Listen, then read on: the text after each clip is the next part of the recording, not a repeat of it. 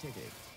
Raider Baseball is presented by Rummel Graduates, Peyton Terrio and Edward Jones Investments, Ryan Gennard and PM Automotive, Will Vanderbrook, CPA, John Terrio and Malcolm Dinas, LLC, Glenn Formo and Blue Devil Custom Countertops, Brian Abear and Bears Pull Boy, Doug and Eddie Womack and the Womack Law Firm, United States Congressman Steve Scalise, Matt Colasino and Crescent Power System, Dominic Impastato and the Fishers and Impastato Law Firm.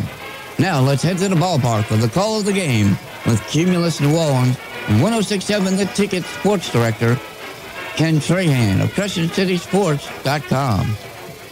From Maestri Field at Privateer Park, it's Archbishop Rummel baseball against the Brother Martin Crusaders. And a pleasant good afternoon on a beautiful afternoon in New Orleans. Ken Trahan joined by former Major League star Kurt Bollinger on what is a gorgeous day for Game 2 of this two-game series between these two outstanding ball clubs in District 9 5A. In case you missed it, Game 1 was played Thursday night, and it might still be going on last time I checked. It's like 3 hours and 30 minutes or so, and in a wild game, Brother Martin rallied with 4 runs in the bottom of the 7th inning to defeat Rummel 12-11. Crazy game, not unexpected with these two. That's simply who they are. That's kind of what they've been the last few years. Kirk, it's great to have you with us as always, and boy, what a perfect day we've got. It is beautiful weather today, beautiful ballpark. These players are so fortunate to be able to play at a venue like this for a game like this with so much on the line.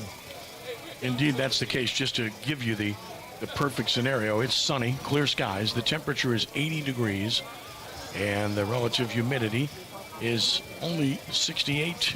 The wind is southwest at 4, so not much of a factor. Whatever it is, it's blowing across a little bit toward right field here this afternoon. The Raiders and the Crusaders. Brother Martin, the visiting team, coming in at 22-2, 5-0. They won 10 in a row under Coach Jeff Lupo, and this team is outstanding. Number 1 in the power ratings, Kirk, and they really don't have a perceivable weakness. It's not a surprise. They were in the state championship a year ago.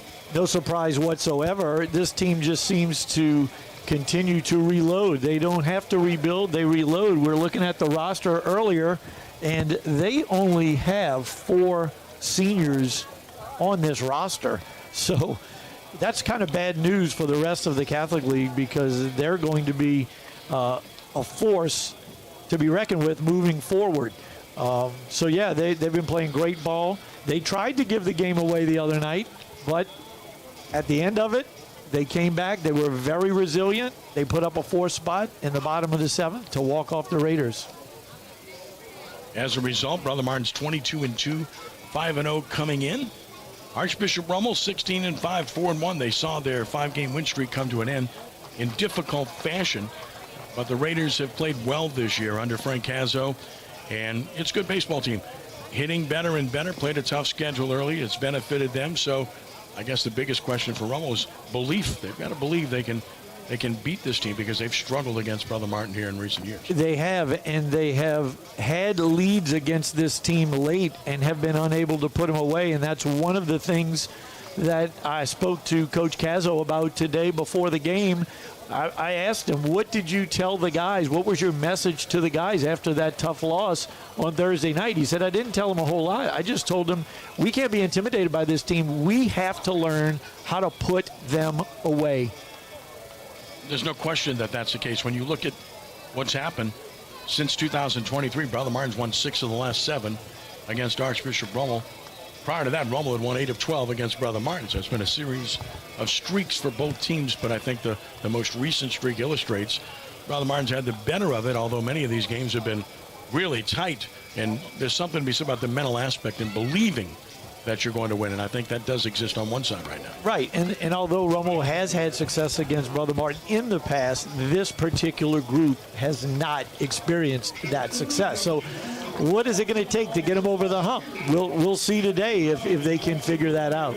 Good crowd forming, beautiful afternoon, great rivalry, District 9 5A, the Archbishop Rummel Raiders and the Brother Martin Crusaders. We'll take a brief time out here. When we return, we'll set the starting lineups and paint the picture for what to expect here this afternoon in Gentilly on the lakefront. This is Archbishop Rummel Baseball. It's part of a simulcast on 106.7 The Ticket and CrescentCitySports.com.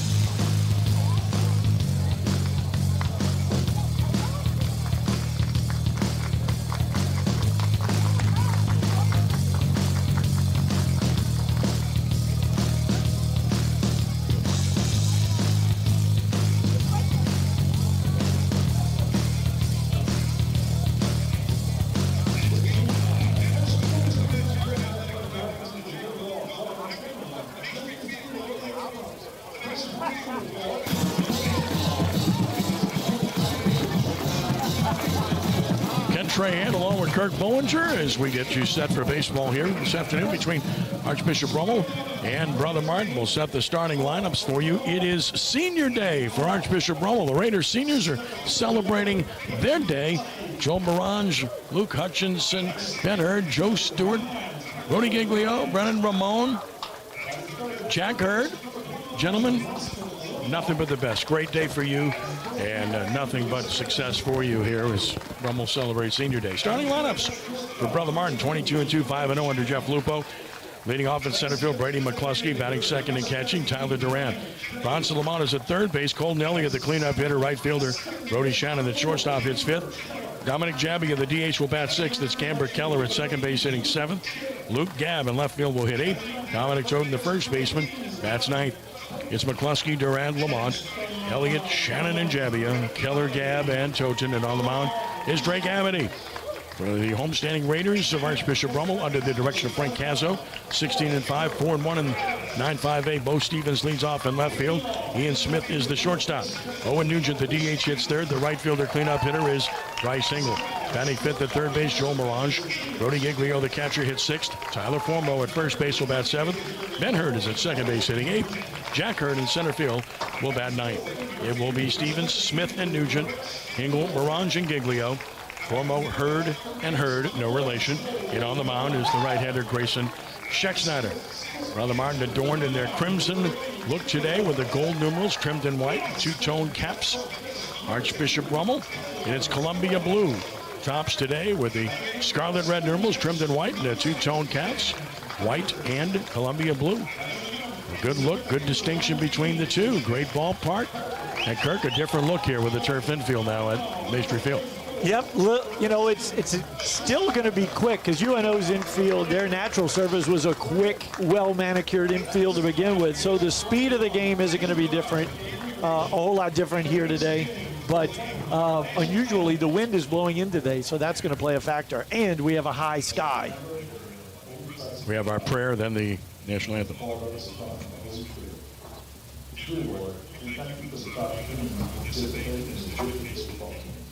We play the folk, we play the best, but they're able to play really important shit.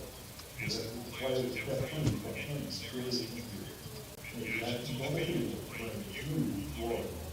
This is the name of your son, which is Christ. He made the ultimate sacrifice for us. And going back to the crowd, good music and us, and God Almighty, and for the Son and Holy Spirit.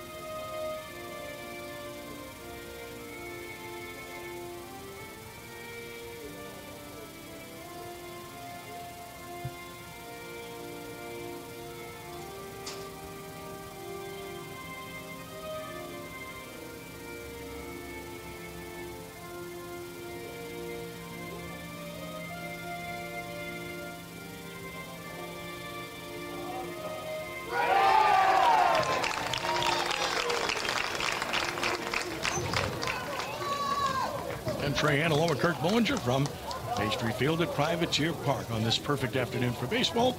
Three-man umpiring crew. Raiders will take the field defensively to get things started. It is a turf infield, but it's a different outfield surface, Kirk.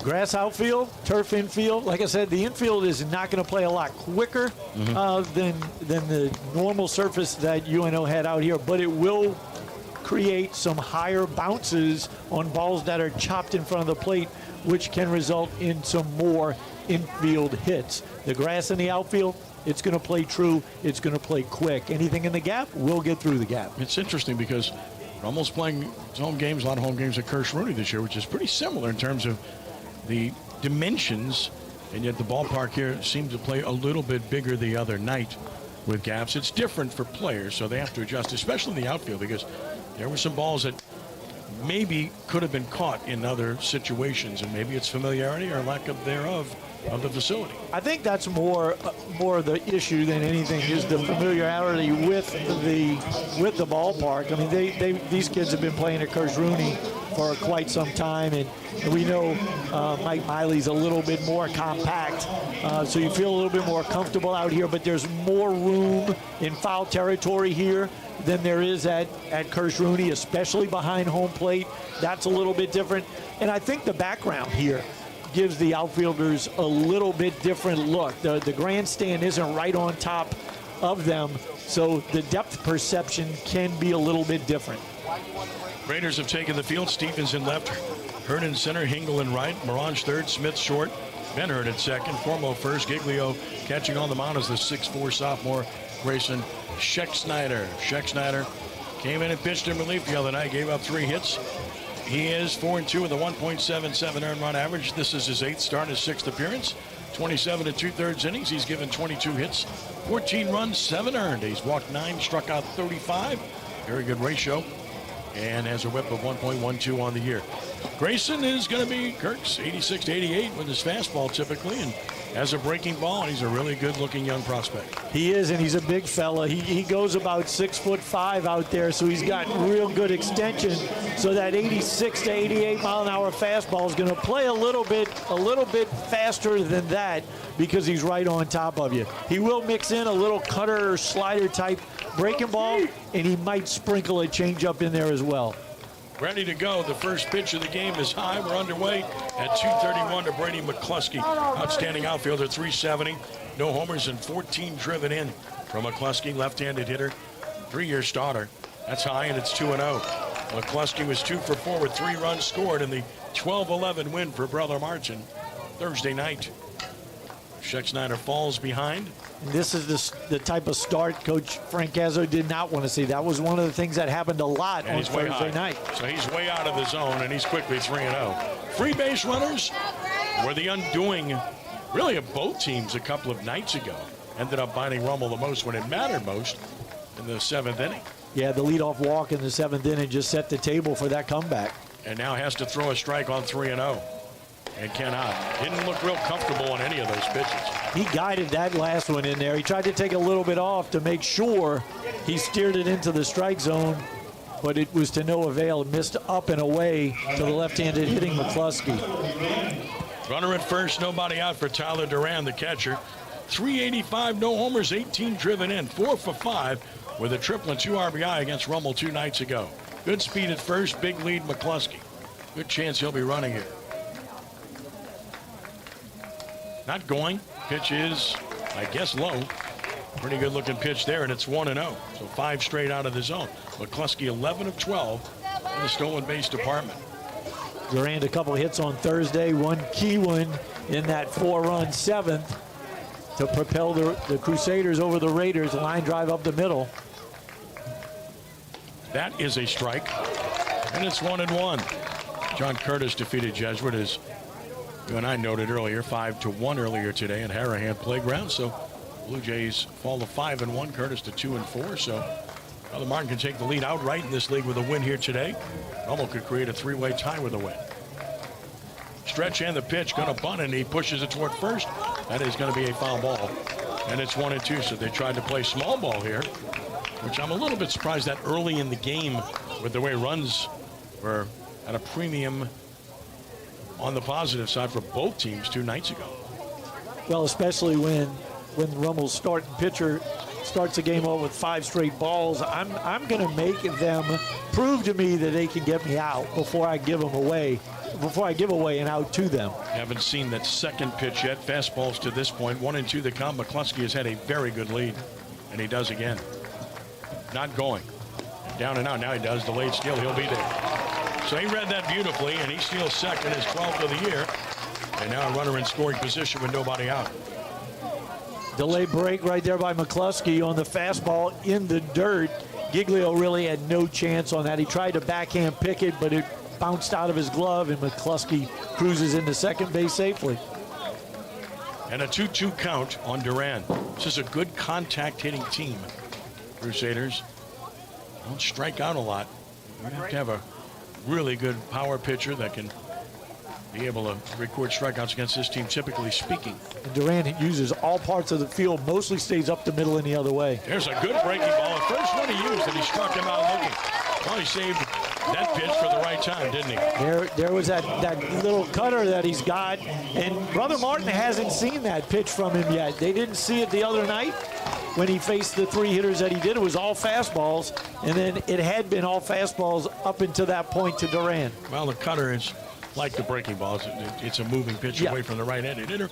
Here's Bronson Lamont, 362 with a homer, 25 driven in. 1 for 3 with 2 RBI in the win against Rummel Thursday night. Play him as an opposite field hitter. Up the middle at short and over in the right center against Lamont. First pitch on the way. Swing and a miss. You know, sometimes when you change pitches, when a pitcher is struggling with one particular pitch, it helps them get back on track with the fastball. So if they're struggling with the fastball, you go to the breaking ball, change the mindset a little bit, and then come back to it. Hopefully that'll work for Schexnayder here. Shortstop gets way off now, and here's a fastball high. So Smith had been playing up the middle, but he moves over to his traditional location, which allows McCluskey a large lead off of second. The count is 1-1 on Lamont. Runner at second, 1 out top of the first, just underway here at Maestri Field. Stretch and the pitch, and he missed inside. So it's 2 balls and a strike. You know, normally with a right-handed hitter up, you have the shortstop playing to the pull side, and you have the second baseman jockeying in and out, trying to hold the runner at second base tight. We're doing it a little bit opposite today, mainly. Beat on the ground at third, near the bag. Morange, strong throw across, right on the money. Good job by Joe Morange. Look the runner back and makes a strong, accurate throw to Formo for out number 2. Nice job by Mirage coming to get that. He took a good little angle, got around the ball to create a good throwing angle towards first base. Fielded it on the run, made a nice accurate throw. Checked McCluskey at second to hold him there.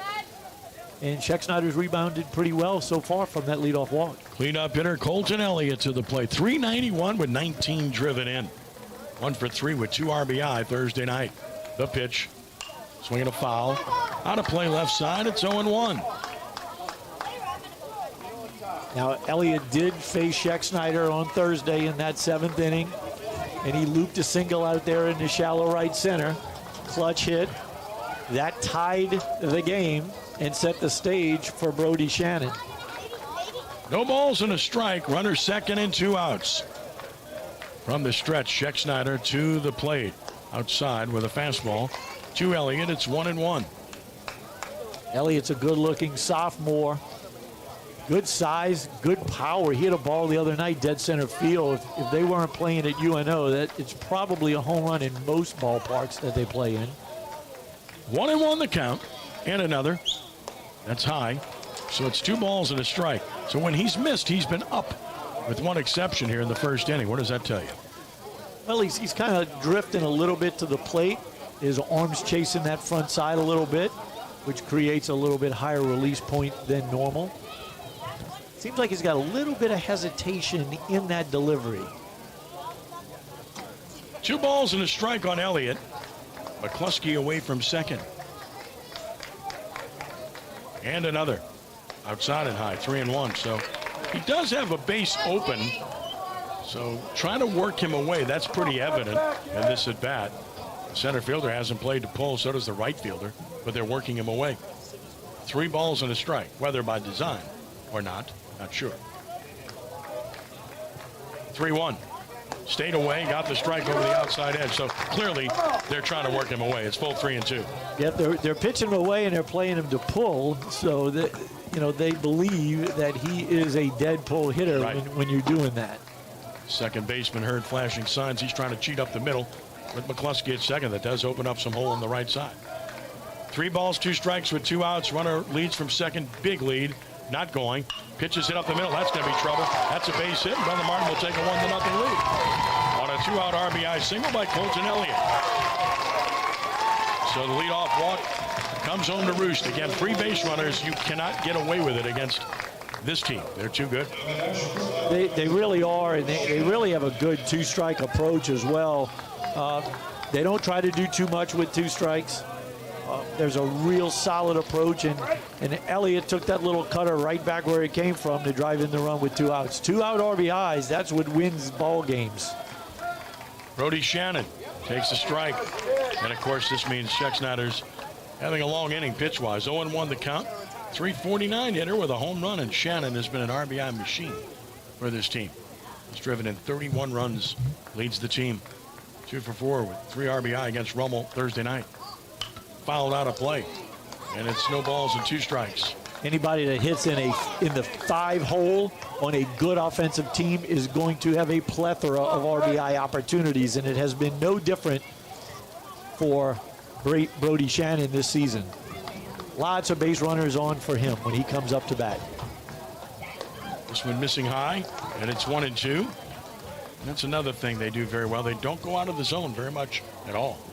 Just a good hitting team. 1 ball, 2 strikes on Shannon. 1-0 Crusaders. Still batting in the top of the first with 2 outs and a runner at first. Check pitch. Swinging a foul. Just got a piece off the end of the bat to stay alive. Again, it has the look of a slider. You say it's a cutter, right? Yeah, it doesn't have a lot of depth to it. It's more. It's going to stay more in the horizontal plane, and he's just thrown back to back to back cutters to Shannon in this at bat. A good fastball in right here should tie him up. Shannon waits. Schexnayder delivers. Fly ball center field. Center fielder didn't see it. He's coming now, and he drops the ball. And our runners end up at first and third. The Rummel outfield play was really shaky 2 nights ago. And here it is again. That is a ball that has to be caught. He did not see it clearly off the bat. I think the swing of Shannon fooled him. It was a big swing, but not great contact. The ball was fading away from Hurd in center field, and the wind was pushing it away from him to boot. He had it in the glove, but lost it when he hit the ground. I think Rick Cazzo may be making a change here. He went to the mound. He pointed to center field. Or maybe he's giving him glasses. Okay. I think that's something to do with equipment. He sent his shortstop, Smith, out to the center fielder, Hurd, who just couldn't make the catch. He had the ball in his glove going to the ground, but he lost it when he hit the ground. And this was a real problem for Rummel 2 nights ago. Balls into the outfield in the air that could be caught were not caught. And here's another example of that. You mentioned it's sunny, so. Yeah, it's a high sky today. Anything in the air is going to give the outfielders and the infielders trouble because of the depth perception that the clear sky gives you. Here's Dominic Jabbia, the DH at 341. No homers, 12 driven in, 0 for 3 against Rummel. Way high. And, of course, the inning extended. Schexnayder having to throw a lot of pitches here in the first inning. That was pitch number 25 already. That's extremely large for a team that's going to be short in the bullpen based on what happened here 2 nights ago. Yeah, that was one of the things we talked about. He needs to be efficient, and thus far that has not happened. Well, should have had it out there. Didn't get it. 1-0 the count. Down and out, 2-0. And again, these hitters are going to make you come in the zone. They do. They're doing a great job of controlling the strike zone. They're controlling and dictating the way the at-bat's going to go. And anytime an offense can do that, they're going to be very successful throughout the game. 2 balls and no strikes, 2 on and 2 outs. That one's down the middle. Jabbia made him throw one. It's 2-1. This is a huge at-bat right here for Schexnayder. He's got to win this one. Elliott third, Shannon first. 2-1 the count on Jabbia. There goes the runner at first. Pitch is a strike and no throw. It'll be a stolen base. Tried to bait a throw. Rummel wasn't biting, and it's 2-2. 2 runners in scoring position and 2 stolen bases in the inning for the Crusaders. Excellent fastball in at the belt by Schexnayder, really tying up Jabbia. Both teams run well. That's 49 steals for the Crusaders on the season. The 2-2. Swing and a miss. He got him. A pitch in the dirt. The throw will have to be made to first, and it's there. Giglio, and the inning's over. 1 run scores. Happens on 2 hits. No errors officially, and 2 men left on base. Bottom of the first coming. Crusaders 1, Raiders to the plate. Back in a moment here on 106.7 The Ticket and at CrescentCitySports.com.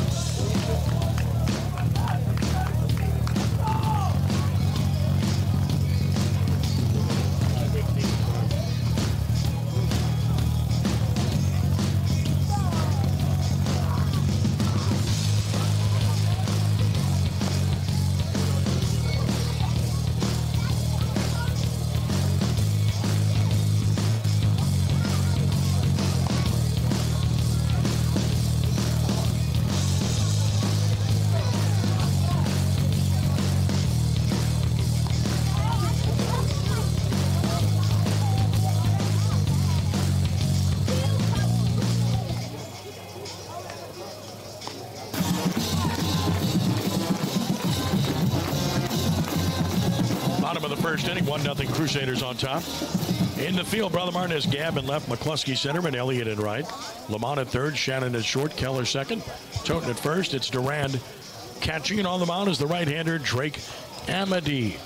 Amity, a senior, and he's been good for this team. 7 appearances, all starts. He's 5-0 with a 2.26 earned run average. 31 innings, only 20 hits allowed. 17 runs, 10 of those earned.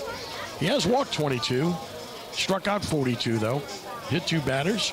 He has a whip of 1.35. So very good hits to innings pitch ratio, walks a little bit high, but this is a good pitcher, Kirk. He is, and you know, he's an LSU Eunice commit.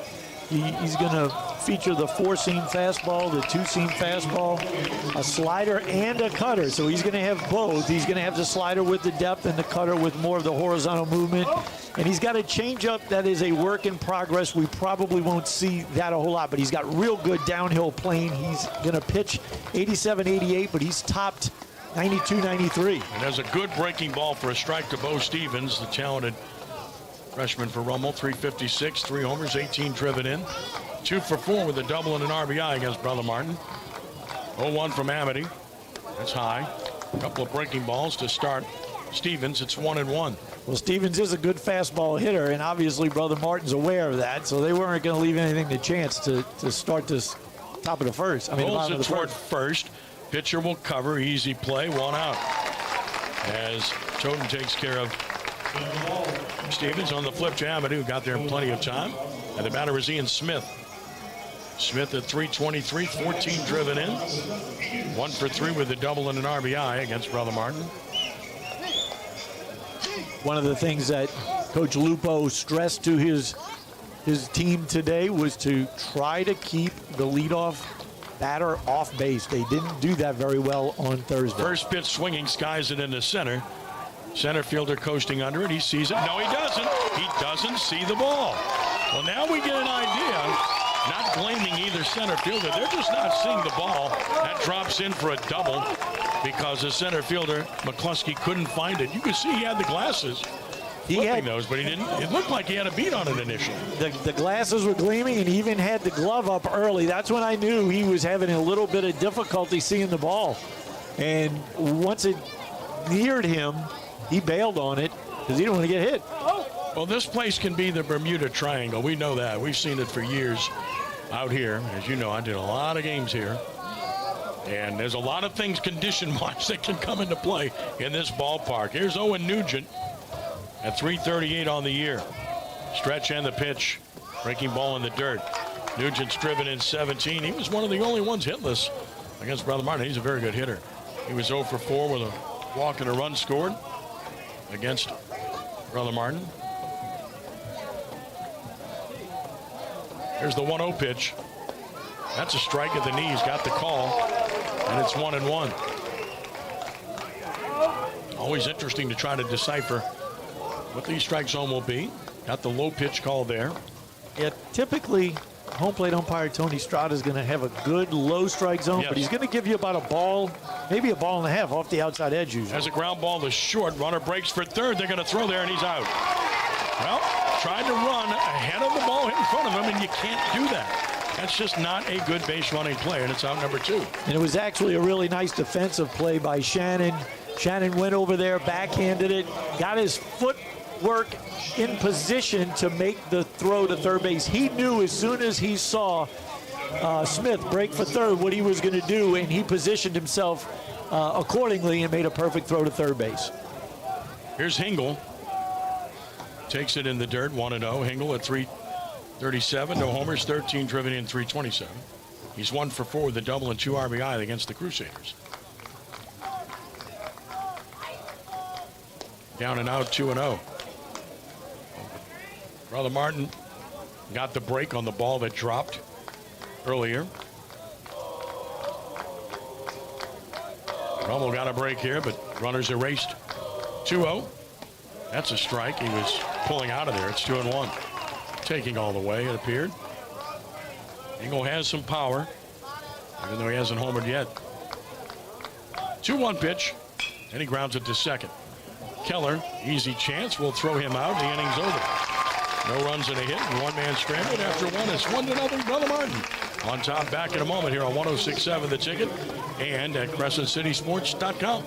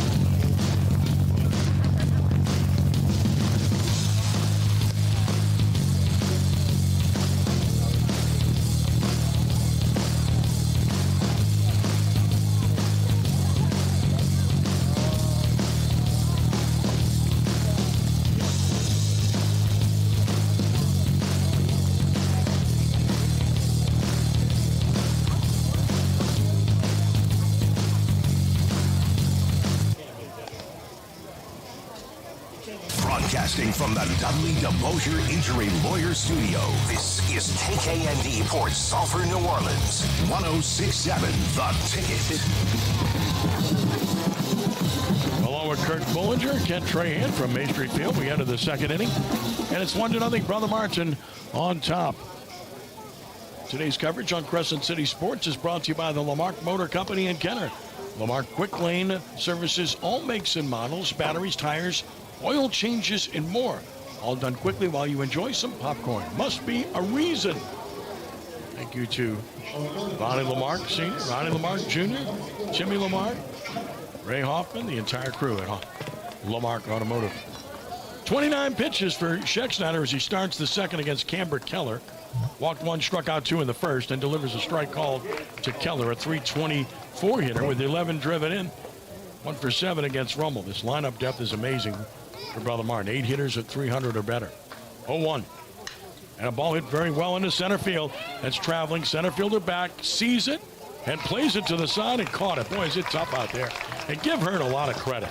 He didn't catch that ball in the first, but clearly a problem seeing the ball out there. That one he got a good break on, and then turn to the side to shield the sun to make the catch for out number one. Everything's an adventure. Yeah, the ball was hit well, too. I thought the wind was going to knock it down a little bit more than it did, but you're right. Hurd did a great job of fighting the sun and staying with that. There's a hard hit ball to short, and he dropped the ball. An error on Smith. Rummel made 4 errors 2 nights ago, and this is an easy chance. Hit right to him, and he simply dropped the ball. Line drive, well hit by Gabb, just tailing a little bit away from Ian Smith. I don't know if he underestimated the tailing action on that, but he certainly should have had that one. Well, they're doing their pitcher no favors at all, extending his pitch count yet again on what should be an out. And here's Dominic Toten. And that would have been a first pitch out. Exactly. Toten at 231. Squares to bunt. He bunts it toward first. That's a good bunt. Second baseman will cover. And the sacrifice works. 3-4. Well done by Toten. as Rummel goes to Hurd for the out, but a runner into scoring position with 2 outs for the top of the order in McCluskey. Good bunt by Toten, but a very good defensive play right there by Hurd in a not traditional bunt situation. He was on top of it, did a great job of covering first base, making an easy play for FOMO. McCluskey walked, stole a base, and scored a run in the first inning. Steps out. 1-0 Crusaders, top of the second inning. You know, like you said, the depth in this lineup is so brutal to face. You know, this would be a situation where maybe you pitch around McCluskey. And he swings and shoots. It's in the center. That's a hit, and that's going to score another run. It's 2-0 Brother Martin on a 2-out RBI single by Brady McCluskey. And again, the error cost Rummel dearly. Again, you're not going to beat a team like this playing like this. You can't run into and out of the bases. You can't miss a ball in the outfield, and you can't drop a ball on the infield. It's really that simple. Brother Martin is too good of a baseball team. And here's Tyler Durant. And I didn't get the words out of my mouth good. I was saying it might be an opportunity to pitch around McCluskey, but you got a 385 hitting Durant right behind him. So it's, you know, pick your poison. Well, Durant did strike out the first time. Runner goes, pitch away. Throw by Giglio's good. He is safe on a close play at second base. That's the third stolen base of the game for Brother Martin and the second for McCluskey. But anytime you face a big, tall pitcher, that's one of the advantages that you will have. They're usually a little bit slower to the plate because of those long legs and those long levers. Takes them a little bit longer to get that ball up to home plate. Base hit could plate another. This one misses. It's 2-0. So 2 balls and no strikes. Durant with a favorable count, trying to add to a 2-0 lead here in the second.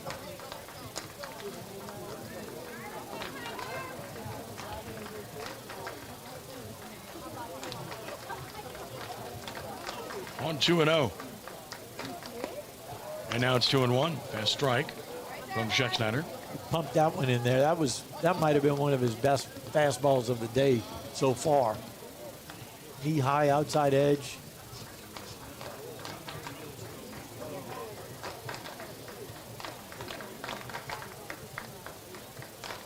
Stretch 2-1. High 3-1.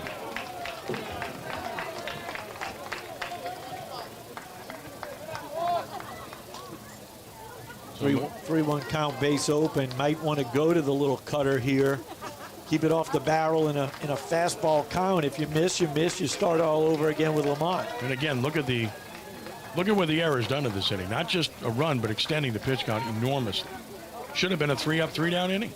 Instead, it's ball 4 and 2 runners on with 2 outs now for Lamont. Yeah, now he's laboring. Yeah, he's laboring, and this is really like the game the other night. Way too many mistakes in base runners to really give yourself a good chance. We'll get a courtesy runner at first base, and that is Greg Gilbo, the freshman.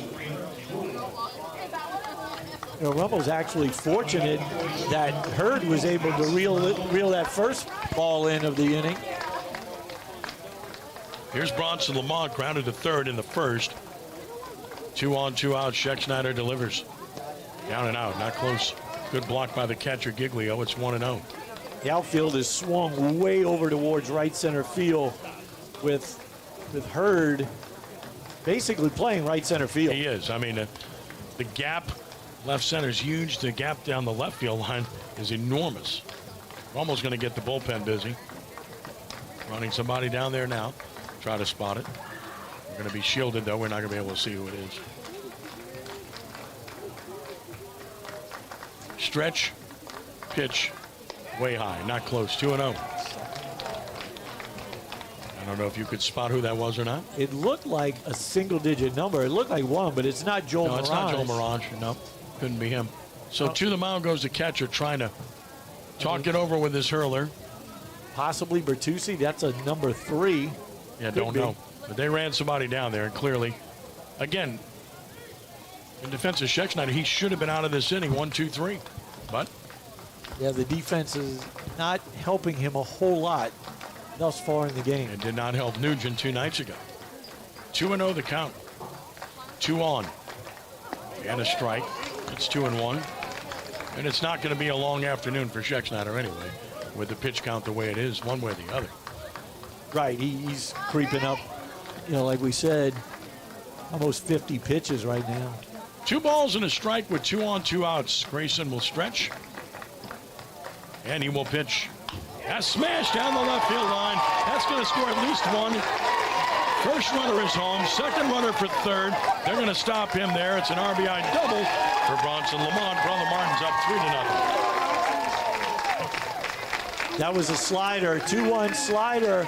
Lamont didn't hit it hard, but he hit it where they ain't right now because they were swung way over towards left center and right center. Hits it off the end of the bat, loops it out into left field, and that's good enough to drive in 1. And now the Crusaders have runners on second and third with 2 outs and Elliott at bat. Colton Elliott singled his first time. Takes it away, ball 1. And that's been the biggest problem for the Raider pitchers is the fact that they've been behind in most counts. Now, granted, he had the 1 pitch out to short. We don't want to harp on that too long, but other than that, it's been ball 1, ball 2. But it changed the whole inning. This is popped up foul. It's going to be out of play. And Souvenir. And the count is 1-1. Gavin Nix's mom almost wore that one. Come on, Gavin, you got to protect your mother. Looks like Gavin's out there.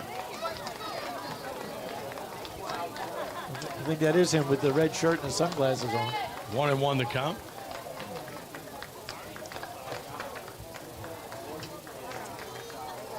Swing and a miss. High fastball, and it's 1 ball and 2 strikes. 3-0 Crusaders, top of the second. Trying to break this game open early. 1 base hit can really lengthen this game in a big way, especially with an outstanding pitcher on the mound. I'd like to see Schexnayder try to put somebody away in right here. This Crusader team's too good. Foul back. Boy, he had a good cut at that pitch and fouled it back, holding it 1-2. It's Bryce Stuprich who's in the bullpen, by the way. You could see Elliott was right on that 1-2 fastball away. The fastball in's going to tie him up. Brother Martin does such a good job with their 2-strike approach, looking away, letting the ball get deep, not trying to be too quick. 1-2. Grounded toward first. Easy chance to Formo, makes the play unassisted. Inning is over, but damage done with 2 runs, 2 hits, 1 huge error. 2 men left on base. That's 4 stranded by the Crusaders. Bottom of the second coming. Brother Martin 3-0 over Rummel. It's Rummel Baseball 106.7 The Ticket and at CrescentCitySports.com.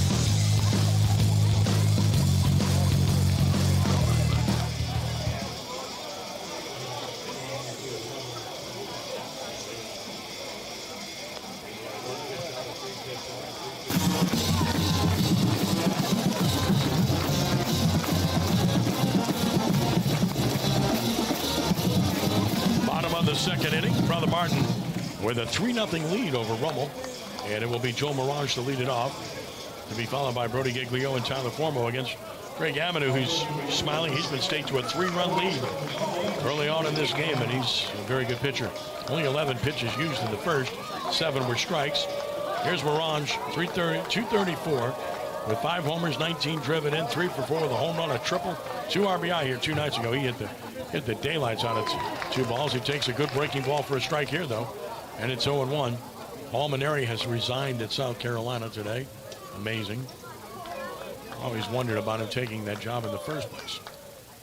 And that's a strike. Good friend of mine. I sensed he was half in from day one. Yeah, I don't think the timing was right. I really don't. It's hard when you take 3 years off. Swing and a miss. So good morning, good afternoon, good night. Moran strikes out. 1 out. The first strikeout for Amity.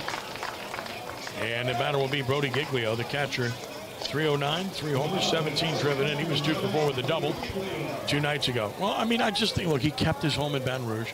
I just never saw that he was all in.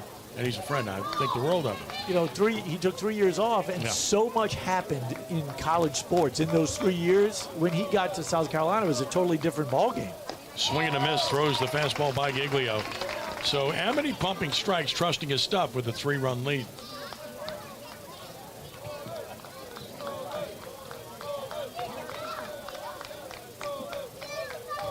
Oh, 1. Missing away with a hook. It's 1-1. A lot of breaking balls early in the count, whether it be the cutter or the slider from Amity, keeping the Raider hitters off balance. 1-1. Foul back to the netting. It's 1-2 to Giglio. He's done a very good job stepping in for Lenny Klein, who was very good here for Rummel. 3 years now at Delgado. 1-2 the count. Pitch on the way. That's right down the middle.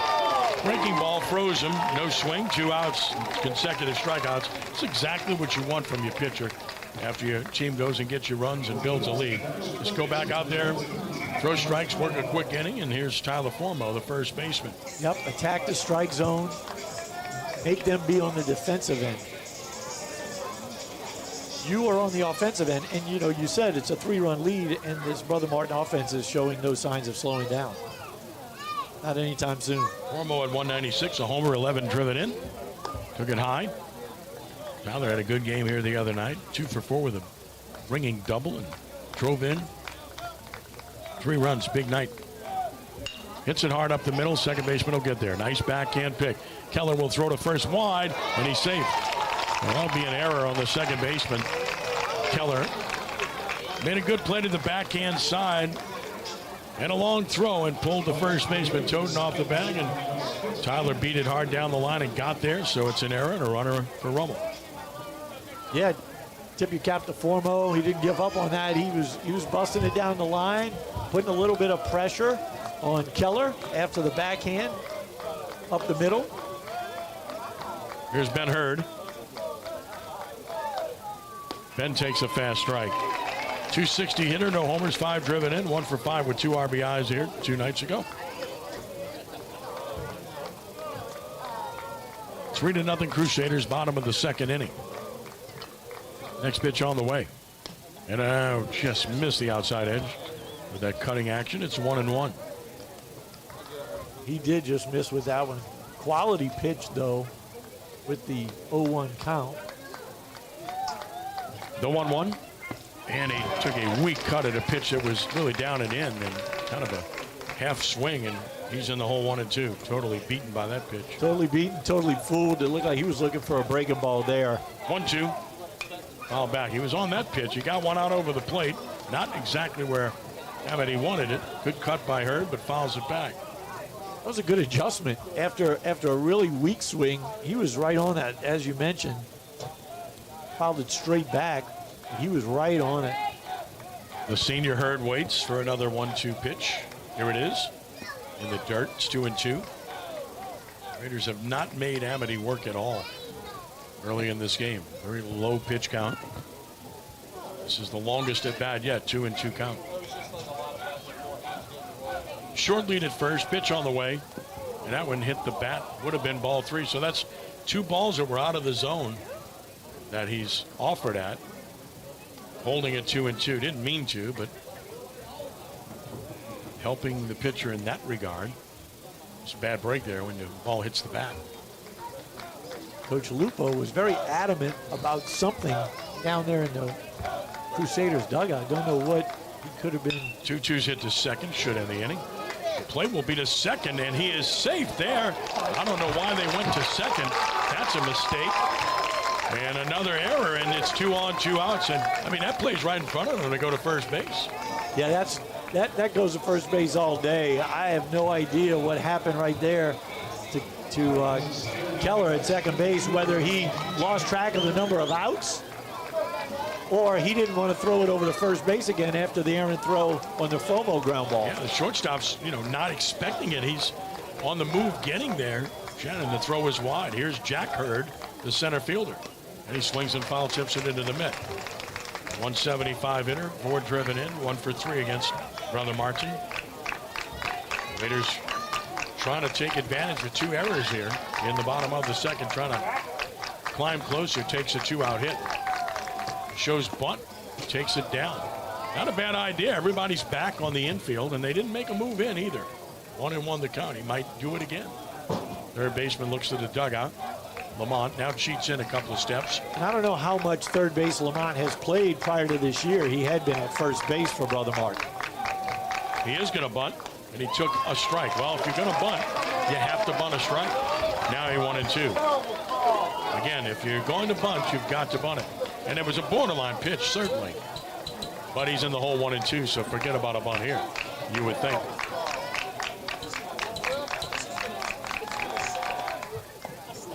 That one hit the batter.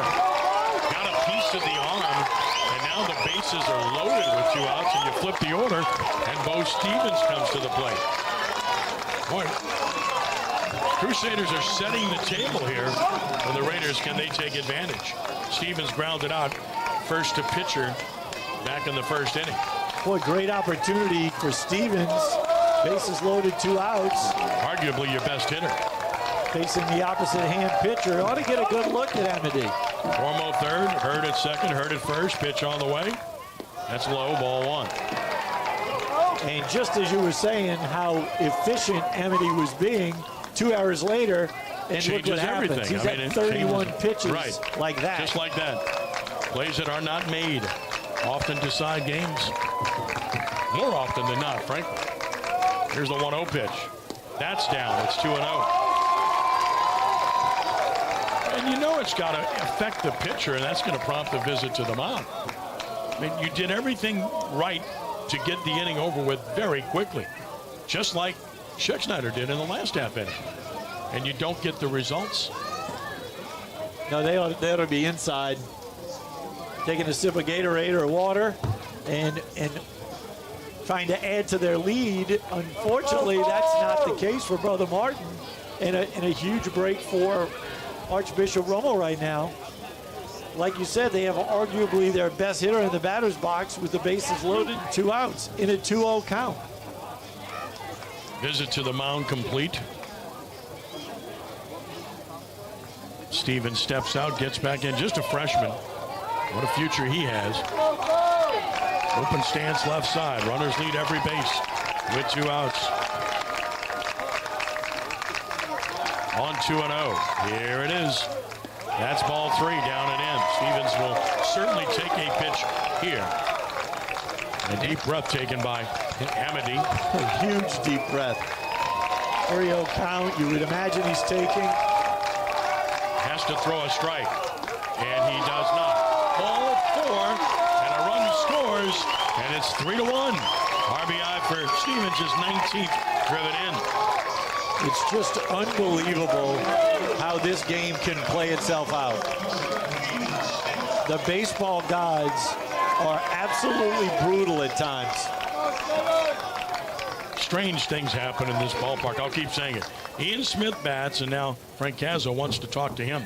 Smith had the fortuitous double that dropped in the first inning when the center fielder couldn't find the ball. And that was a quick message from Coach Cazzo to Ian Smith, telling him to take a strike in this situation. Amity's struggling. He's laboring again. First one on the way. And he takes it, and guess what? Down the middle. And Smith can't believe it. He thought that pitch was low. Again, the low ball is being called here. It's 0-1. That's you could see his frustration. He's telling you he did not think that was a strike. Pitcher gets the call after a 4-pitch walk. Now it's 0-1, and here's the pitch. And a swing and a ground ball up the middle. That's a base hit. 1 run is home. 2 runs will score. This game is tied 3-3 on a 2-run single by Ian Smith.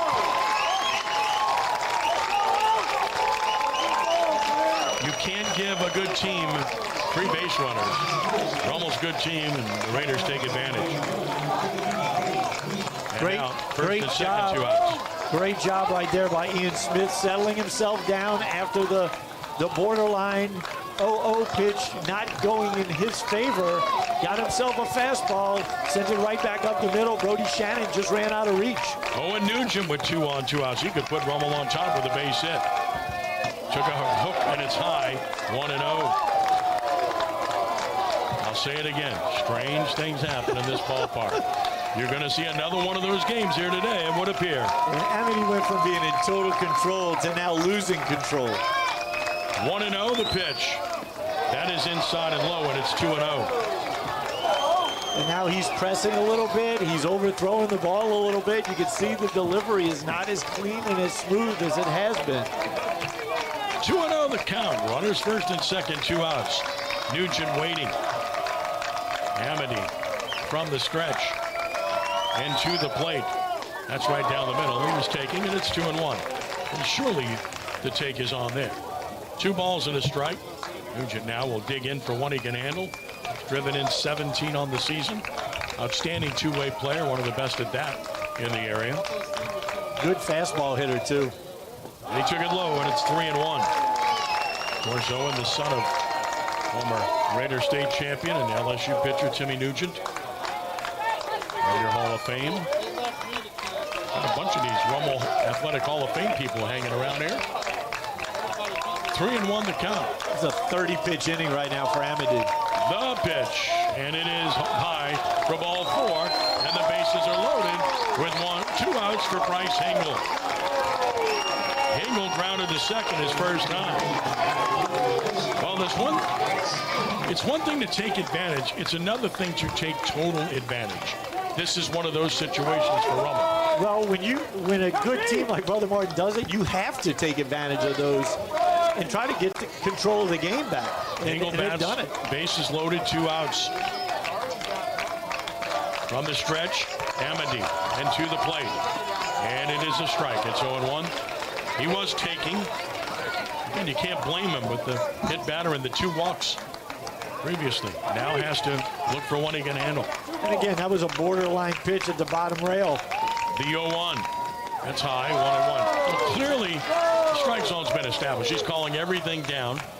Knees and maybe a ball below. 1-1 the count on Hingle. Runners lead from every base with 2 outs. And the 1-1 pitch. That's inside. It's 2-1. You know, those borderline pitches, when things are going right, you're going to get them. When things are not going right, you're a little bit all over the place. You're not going to get them from the umpire. He's not giving him an inch right now. On 2-1. Swing and a miss. Threw it by him. It's 2-2.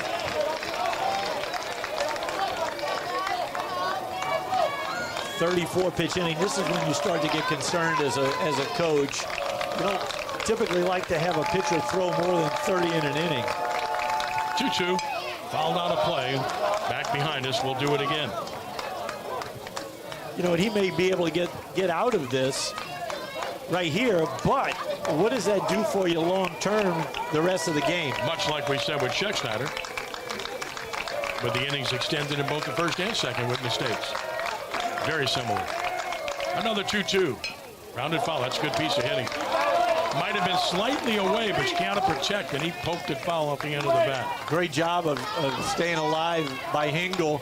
That was a cutter that started on the corner, ran well off the corner. His butt was in the third base dugout, and he just poked at it. Another 2-2 pitch from Amity to Hingle. Here it is. High. And now the merry-go-round begins. It's 3-2 with 2 outs. And the base is loaded. All 3 runners will be off. This early in the game is a big pitch in the game. Stevens third, Smith second, Nugent first. On 3-2. Curious to see what pitch they decide to throw here. I tell you what, a slider here spins him in the dirt. There go the runners. Ball 4, high and tight. Rummel takes a 4-3 lead. Rummel draws the bases loaded walk. Stevens scores. Smith to third. Nugent to second. Inning continues, and here's Mirage, who started the inning with a 3-pitch strikeout, and that was a long time ago. That was a long time ago.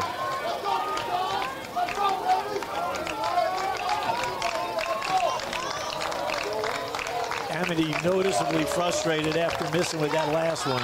The pitch, swing and a miss. 0-1 on Morange. Morange had one thing on his mind right there. He was trying to go splash down. He's going to try to hit that one in Lake Pontchartrain. Came out of his shoes, but came up empty. Bases loaded, 2 outs. 4-3 Rummel on top. 0-1 the count on Morange. Next pitch on the way. High, and it's 1-1. And when you get tied, that's where you start missing. You start missing high, and that's exactly where Amity's been missing lately. Runners away from every base. 1-1 the count. Next pitch coming. Popped him straight up. It's playable. Who wants it? The third baseman, foul territory, plenty of room there, and making the catch is Lamont, and the threat ends. Rummel plates 4 in the inning. It happens on only 1 hit. A couple of costly errors, 3 big ones left. Each team has stranded 4. We've played only 2 innings, and it's 4-3 Raiders over the Crusaders here on CrescentCitySports.com at 106.7 The Ticket.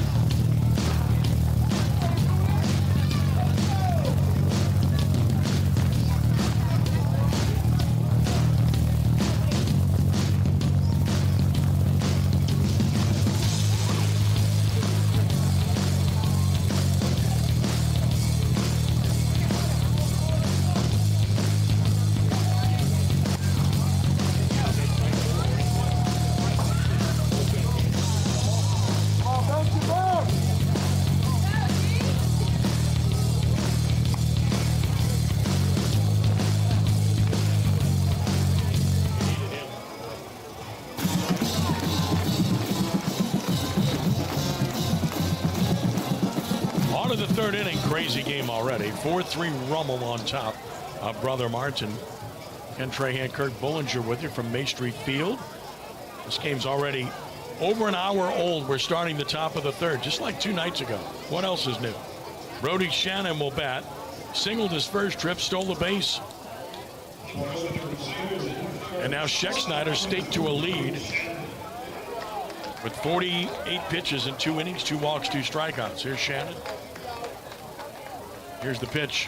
Swinging a foul. Went up swinging. It's 0-1. It's so important for Scheck to come out and throw up a 0 right here.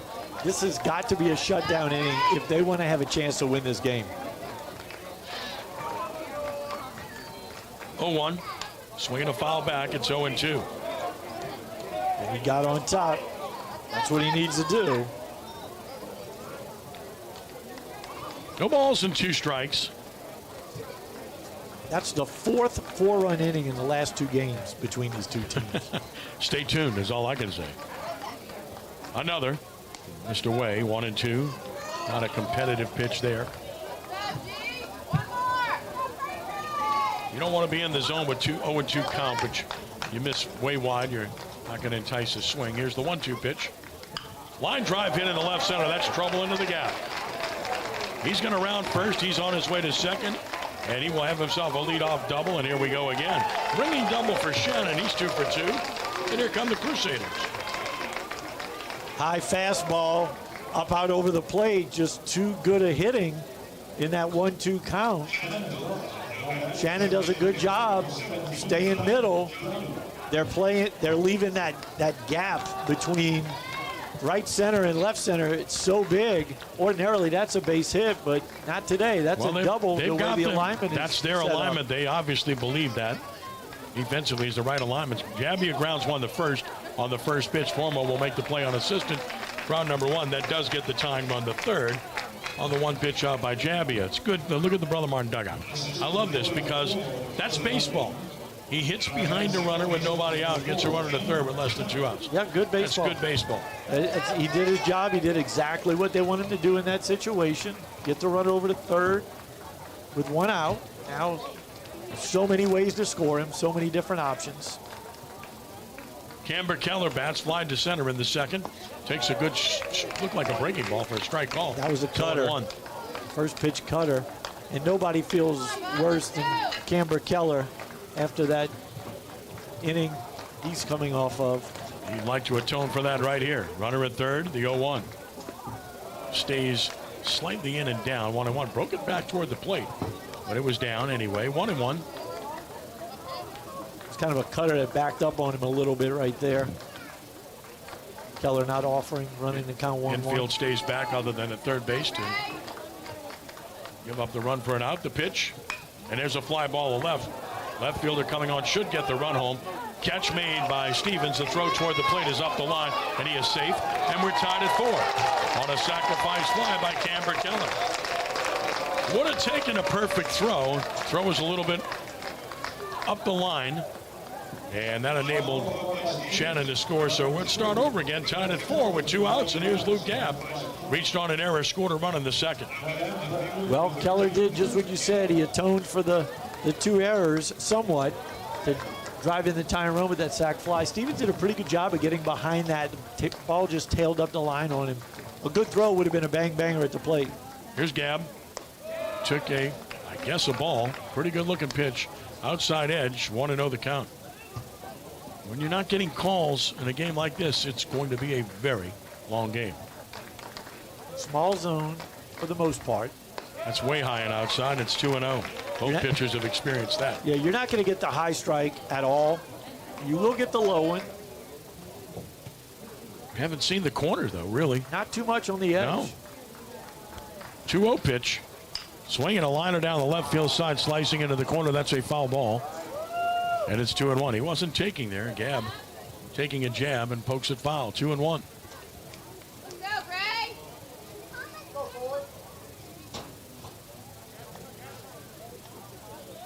Yeah, anything hit down in that left field corner that stays fair is to be able to run for a little while.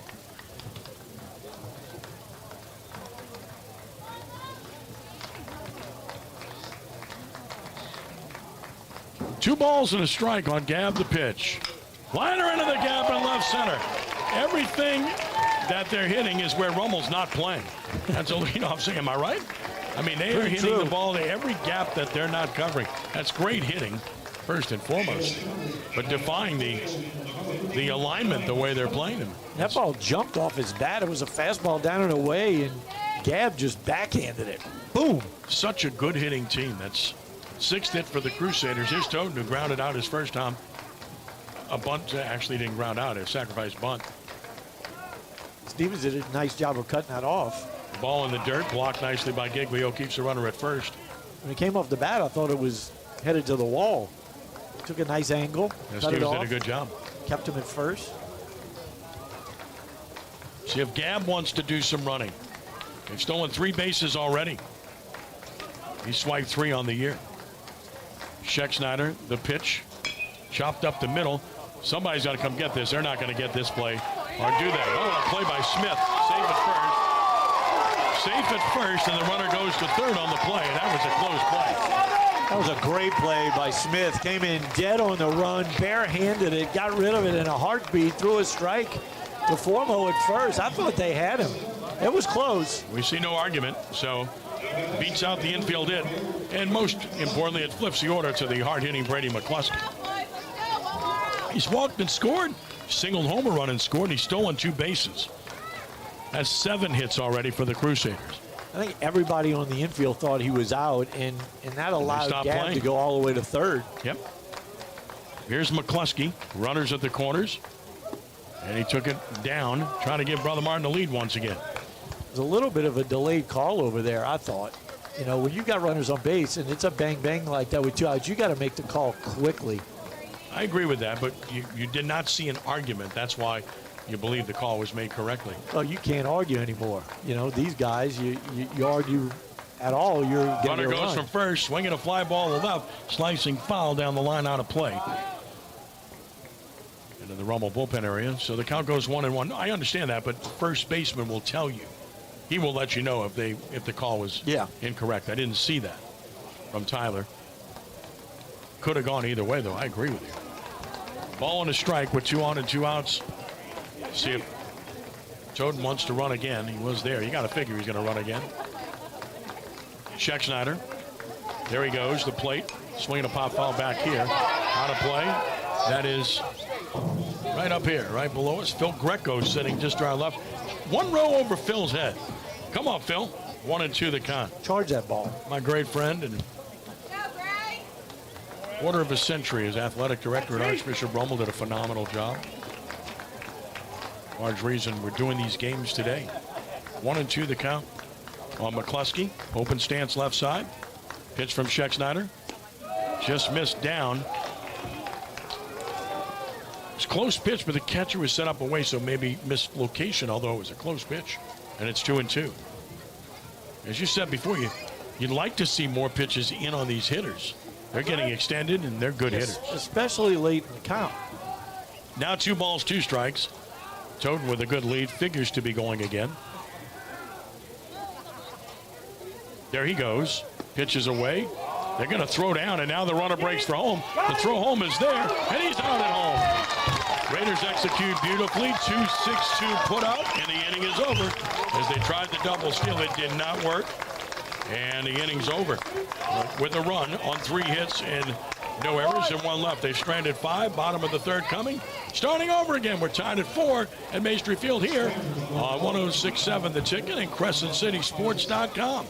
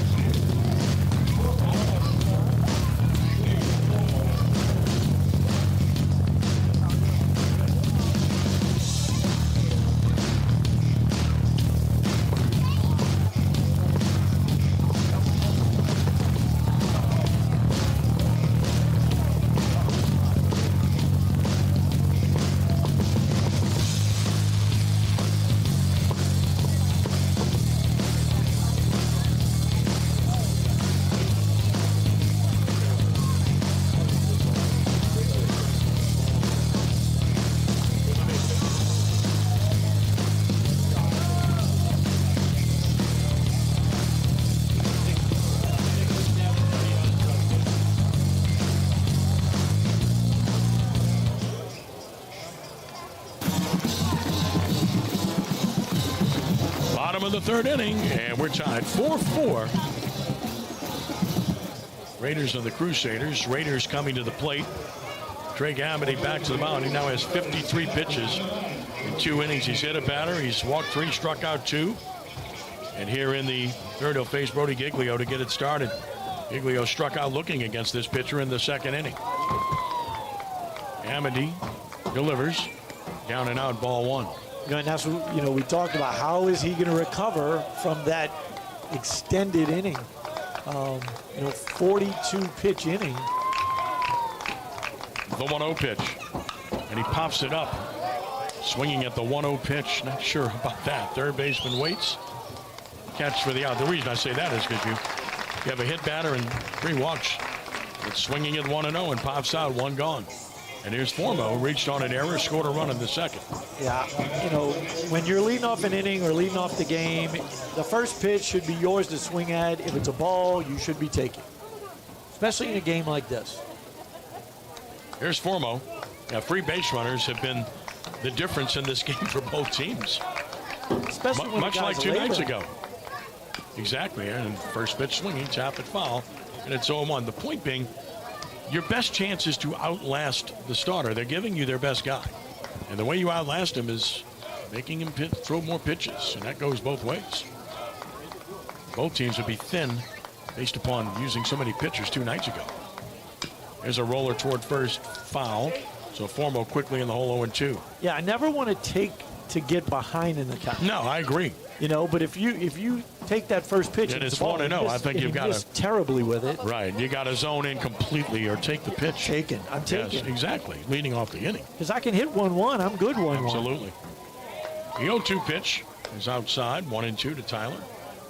Reached on an error back in the 2nd. Started that 4-run rally. We're tied at 4, bottom of the 3rd. Second game of this 2-game series between these 2 rivals. And here's the 1-2 pitch.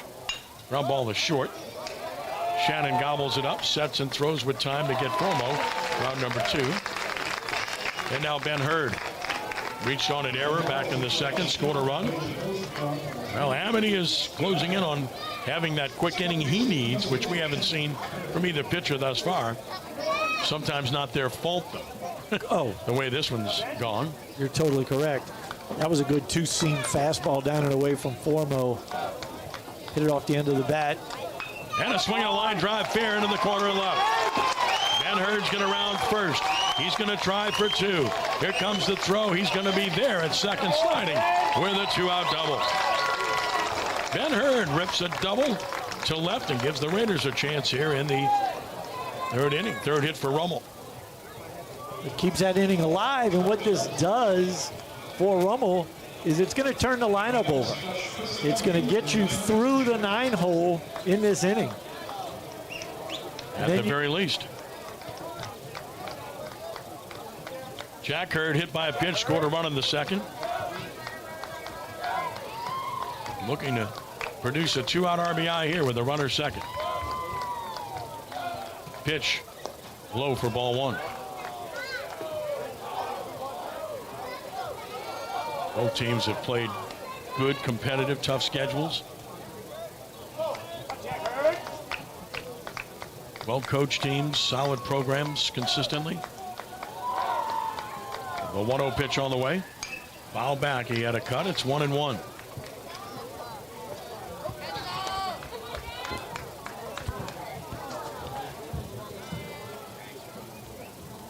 Tied at 4, bottom of the 3rd. Runner second, 2 outs for Rummel. 1-1 on Jack Hurd. Next pitch. Swing and a miss. He threw it by him. It's 1-2. Remember, he was looking to bunt the first time up. Ended up being hit by a pitch. He's in the hole 1-2 here. That's why Toten was playing it in until 2 strikes, and he's backed up a little bit. Surprised they're not playing more shallow in the outfield right now. Here's the 1-2 pitch. Foul to right. I say that because you want to have the space to throw out a runner at the plate. This is not a power source at the plate. Jack's all about contact and stays alive there. Yeah, the right fielder should definitely be playing in since he's the opposite pull side. With 2 strikes, you always want to cheat in a little bit. On 1-2, Jack Hurd. Hit him again. Hit in the back. So he's hit for a second time. And once again, Amity invites trouble, flipping the lineup to top hitter Bo Stevens. So Hurd doing his job, getting on base. Twice now, be it hit by pitch. Stevens bats. Stevens has grounded out, and he's walked and scored and drove in a run with that walk in the second. I think this is why Coach Lupo doesn't have any hair left. Things like this happening. Well, they're 2 quick outs. Sure. Well, it's happened to both teams in this game, yeah. And it happened to both teams 2 nights ago. This is almost an instant replay. 2 on, 2 outs. Pitch on the way. Line drive, base hit, center field. Runner rounds 3rd. He's heading for the plate. And the throw comes into 3rd. Safe there, throw to 2nd. He's out there. And the inning's over, but the run scores on an RBI single by Bo Stevens. And Rummel takes a 5-4 lead as the inning comes to a close. In the inning for Rummel, the Raiders getting it done with a run. And they do it on 2 hits, no errors, and strand the runner. We go to the 4th. It's Rummel 5, Brother Martin 4, here on Crescent City Sports. And at 106.7, the ticket.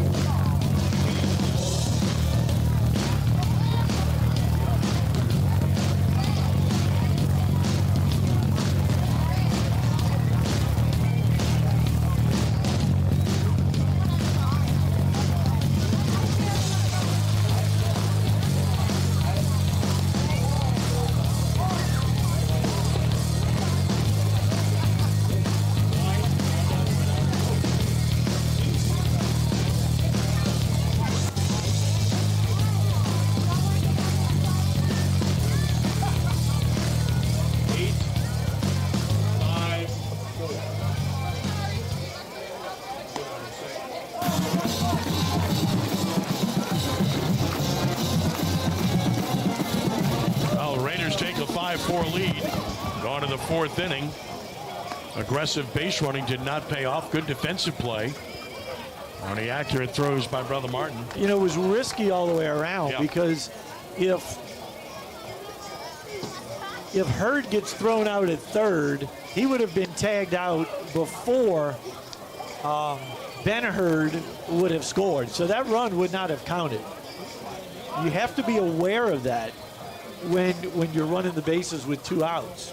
You don't want to make the third out at third base, especially if it's going to prevent you or negate a run from scoring.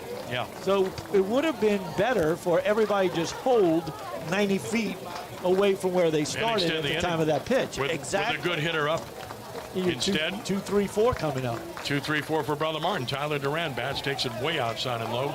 Good 68 from Schecksteiner. Neither pitcher is going to last real long in this game. We're at 66 against 67 after 3 innings. Each pitcher averaging over 20 per. And every inning has been a labor for both. Here's Duran taking, oh my, not getting the call off the corner, not getting the call up in the zone. It is a tight zone, and oh boy, what a game this is going to be. 2-0 to Duran.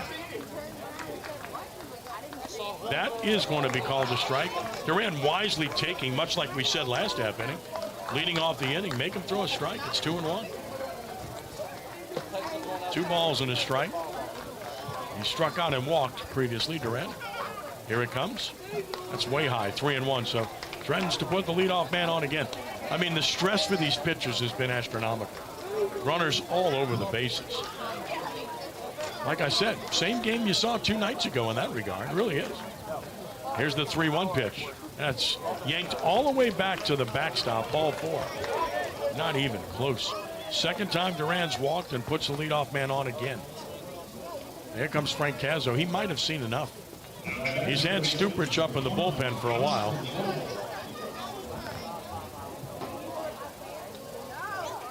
Grayson hasn't been helped by his defense, but he hasn't been sharp either, Kirk. I mean, it's a combination of both.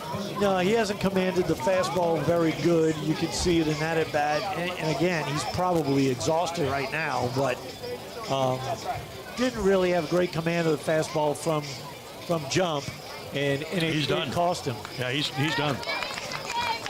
So we said these starters wouldn't last, and Schecksteiner's done already after 3+ innings. Gets a hand. It was a struggle.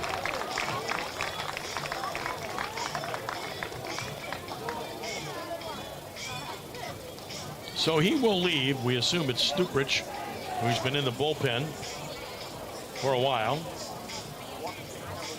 who will come in.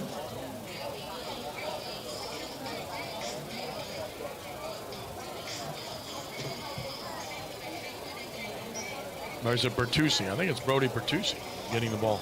It is. It is Brody Bertucci.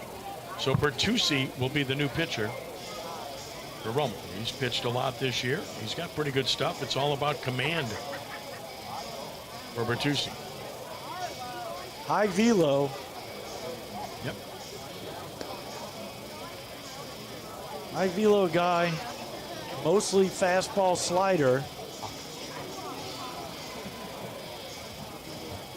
So Bertucci takes over for Rummel, the senior, celebrating senior day. 8 appearances, 1-1 with a 3.11 earned run average, 1 save, 9 innings, 3 hits, 5 runs, 4 earned, 17 strikeouts, but 13 walks in the 9 innings, and therein lies the problem, and you know the opponent is aware of that. That's been his bugaboo. It's been the command. It's been the control, mainly of the fastball. Yeah. He faced 3 batters the other day, I believe, and he threw 15 pitches on Thursday, only 6 strikes. And that's been the problem. When he throws strikes, he's tough. That's been a big challenge, obviously. 8 pitches against Brother Martin for the second time in 3 days. He came in relief 2 nights ago, right? Yeah, 15 pitches in that game. Yep. He was the 3rd pitcher used, only threw a 1/3 of an inning. And he's in there now with the tying run on and nobody out. I think he faced 3.5 batters. They took him out of the game with a 2-0 count. Right. So in the middle of the count, he was relieved by Ramon. Well, it's a bullpen game, and it's going to be a lot of innings to fill here. Only in the fourth. A lot of pitches to be made in this one. So Scheck-Snyder serves as the opener for. Here's Lamont, who has an RBI double, and he's grounded out. Gotta believe he's taking a pitch here, right? Pitch on the way. Right down the middle with a good fastball. It's 0-1. He was taking. That's a good sign right there. First pitch strike by Bertuzzi. Hopefully he can keep it right there. No balls and a strike on Lamont. Runner at first. Duran. Stretch Bertuzzi. Pitch on the way. Runner goes. Pitches outside and low. Throw down is right on the money, but he is safe at second on a close play. Brother Martin's running wild. That's 4 steals in the game. I mean, you get on first, it's as good as being on second today for Brother Martin. Yeah, and they're not running on Giglio. Giglio has made some good throws down there, and he's gotten rid of the ball in good fashion. They're stealing this or these bases off of the pitching staff of the Rummel Raiders. Yep, just a little bit too protracted to the plate. Runner second, nobody out. And the 1-1 pitch. Swing and a miss. Well, he's got a good arm. That's obvious. It's 1-2. Yeah, the fastball appears to be, upper 80s and probably touching 90. So Brody gets ahead of Lamont, 1-2. Tying run at second, nobody out. 5-4 Raiders, top of the fourth. On 1-2. Next pitch coming. Breaking ball fouled. He went to the hook. And Lamont fouls it off. Again, this is as good a 2-strike hitting team as you're going to see anywhere. Again, they go to the slider. They go to the slider away. If he throws the fastball in right here, he's going to lock him up. He may not even be able to pull the trigger. Ball and 2 strikes. Sign given. Lead from second, Duran. And the pitch on the way. Breaking ball missed inside. 1-2. Well, he went inside, or 2-2, I should say. Yeah, it wasn't by design. You can see Giglio set up way outside, and that ball just got away from him. Yeah. It almost hit Lamont. He didn't get over. He didn't get on top of it.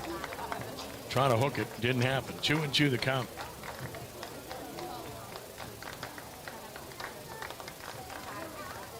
Long look and the pitch to Lamont, and he struck him out looking with a good fastball. Perfect pitch, 1 out. Beautiful fastball right on the outside corner. One of the few called strikes we've seen today. It's 1 gone in the inning, and here's Colton Elliott, who has an RBI single, and he's grounded out. Third strikeout for Raider pitching. And close the book on Scheck-Snyder. He's responsible for the runner at second. Pitch on the way. That's a strike call. Another good fastball. You can hear the glove pop from all the way up here. If he can keep it right there, he's just got to be around the zone. Play this hitter is a dead pull hitter. Look at the outfield. Almost had some very protracted alignments in the outfield in this game. In terms of shifts. Here's the 0-1. Down and out. Smith trying to keep Durant close in second, had broken to the bag and was racing back to his position when the pitch was made. Yeah, Bertuzzi just did something as a pitcher you absolutely positively do not want to do. You don't want to pin your middle infielder in at the bag and make your move to the plate while he's still there, because you're just giving up way too much real estate between the third baseman and the shortstop right there. And I think that's what Giglio That's what just Giglio's went out doing. to. He just went out to talk to him. I was just going to say that. Catcher. Say, hey, look, we got to get these signs right. All you have to do is step off. Yes. Just step off, kill the play, and start over. But you can't leave your shortstop that far out of position. Yeah, he's darned if he does, darned if he doesn't. Ball could be at either side of him. On the move, there's nothing he can do. Especially on this artificial surface. You bet. 1-1 the count on Elliott. Runner second, 1 out. 5-4 Rummel, top of the fourth. Brother Martin with the tying run in scoring position. And a breaking ball beat foul over toward the Crusader dugout makes it 1-2. Raider bullpen is busy again. Figure it's going to be that way, right? Oh, it's going to be a beehive down there all day. It's going to be busy. Crusader bullpen silent. 1-2 the count. You know, and that's the difference between having a senior on the mound for Brother Martin and a sophomore on the mound for Rummel. And the pitch. Fastball away. It's 2-2. Obviously, Amity has earned the right to stay in this game a little bit longer. Well, he's only given up 1 earned run, too. He's the workhorse. Scheckschneider's only given up 2 earned runs to this point, but they count. 2-2 the count. And another. Down to third base side foul and grounds it. You know, and the defensive play that we've seen between these two teams is extremely uncharacteristic, you know, for these two programs, the way they played the last 2 nights. I'll say it again, in this ballpark, I'm not surprised. I've seen so many strange things and strange games here. And it's such a clean surface and a clean venue, you know. I mean, there's really, other than the wind. Which is a major factor here typically, but not today. But not so much. It's 10 to 12 miles an hour. It's not even that. It was listed at 4 at game time. Pretty mild. Yeah. On 2-2 the next pitch. He missed outside. Tried to surround the play with a breaking ball and missed it. Now it's 3-2. So he was way ahead in the count. Now he's full. Good at bat for Elliott. We've just seen so many deep counts today. Actually, throughout this series. This is a kid, you've got to pitch inside. He crouches over that plate, stands up on it. 3-2 the count. He's inviting that pitch away. Payoff pitch on the way. He struck him out swinging, threw the fastball by him away, which tells you about his velocity. He's thrown the ball by some guys who were looking fastball. Yeah, Two gone. And Lamont, who he struck out looking, is a really good fastball hitter. He just couldn't pull the trigger on the fastball away. And now the RBI machine, Brody Shannon. He's 2 for 2. A single and a double, a stolen base and a run scored. And he's got 31 runs driven in on the year. And he's going to look to ambush Bertuzzi right here. On that first pitch fastball. If he gets a first pitch fastball, he's going to turn it loose. He does. Fastball foul back. It's 0-1. You know, and that's your best chance against a guy with a really good fastball. You know, you don't want to get behind in the count. No balls and a strike.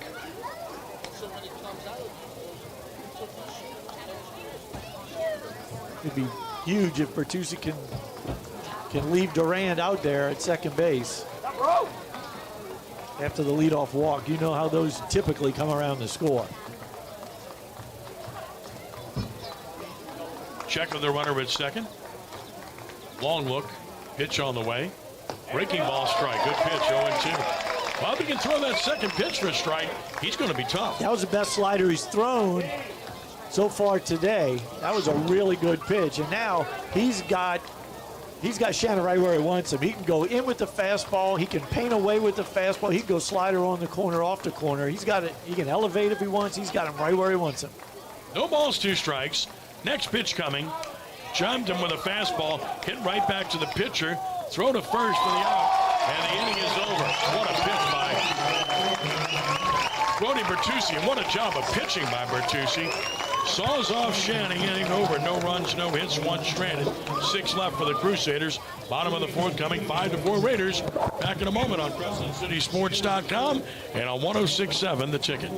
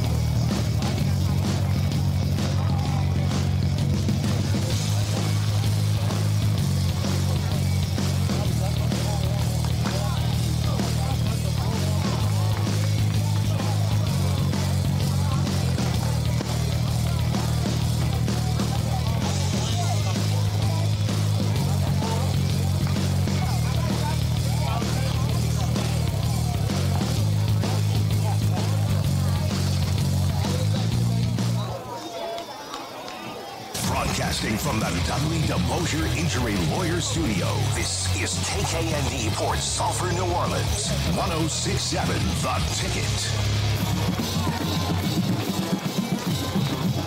It's 5 runs, 4 hits, 1 error, 6 left Rummel, 4 runs, 7 hits, 2 errors, and 6 left Brother Martin. Bottom of the 4th arrives, 2, 3, and 4 for the Raiders. Against Amity, Ian Smith will lead it off. So Smith ready to roll here in the 4th inning for the Raiders. He's doubled and singled and takes a strike. It's 0-1. That was pitch number 67 for Amity. Doubled in the first, singled in the second, drove home 2 with that single in the 2nd inning. On 0-1, Amity to Smith. Breaking ball popped up. Short right field, second baseman out, right fielder in, right fielder dives, and he caught it with a snow cone laying down for out number 1. Elliott had to dive forward again. Everything hit in the air. Is an absolute adventure. 1 out. Keller's just got to keep going out for that one. That was his ball all the way. 100%. That was like only maybe 10 feet on the outfield grass. One gone. Here's Nugent. He looks a little shell-shocked out there right now defensively. Nugent is grounded into a fielder's choice and walked. Swings and grounds it to short. Throw across is there, so 2 very quick outs. Amity getting exactly what he needs here. 3 pitches and 2 outs. This is exactly what he needs. And here's Engel, who's grounded out and walked. And exactly not what the Rummel Raiders need. Well, again, they're swinging right early in the count. When you are the second hitter of the inning and the first hitter swings at the first pitch, you can absolutely positively not swing at the first pitch. Now, he's got to take a strike. And he does, but it just missed outside. 1-0 does Engel. That's how you avoid those 3-pitch innings. You kill it before it starts. Swing and a miss at a nice diver from Amity. It's 1-1. Should have been taken again right there. After taking ball 1, you need to get Amity out of the game. That's your best chance of winning. Without a doubt. And he check swing roller to third. Not much speed there. Third baseman will throw him out. So Lamont throws him out, and you can't have a quicker inning than that. 6-pitch inning. Nothing across for Rummel. Let's go to the 5th, and it's 5-4 Raiders over the Crusaders, and we're back in a moment as we continue here on 106.7 The Ticket and at CrescentCitySports.com.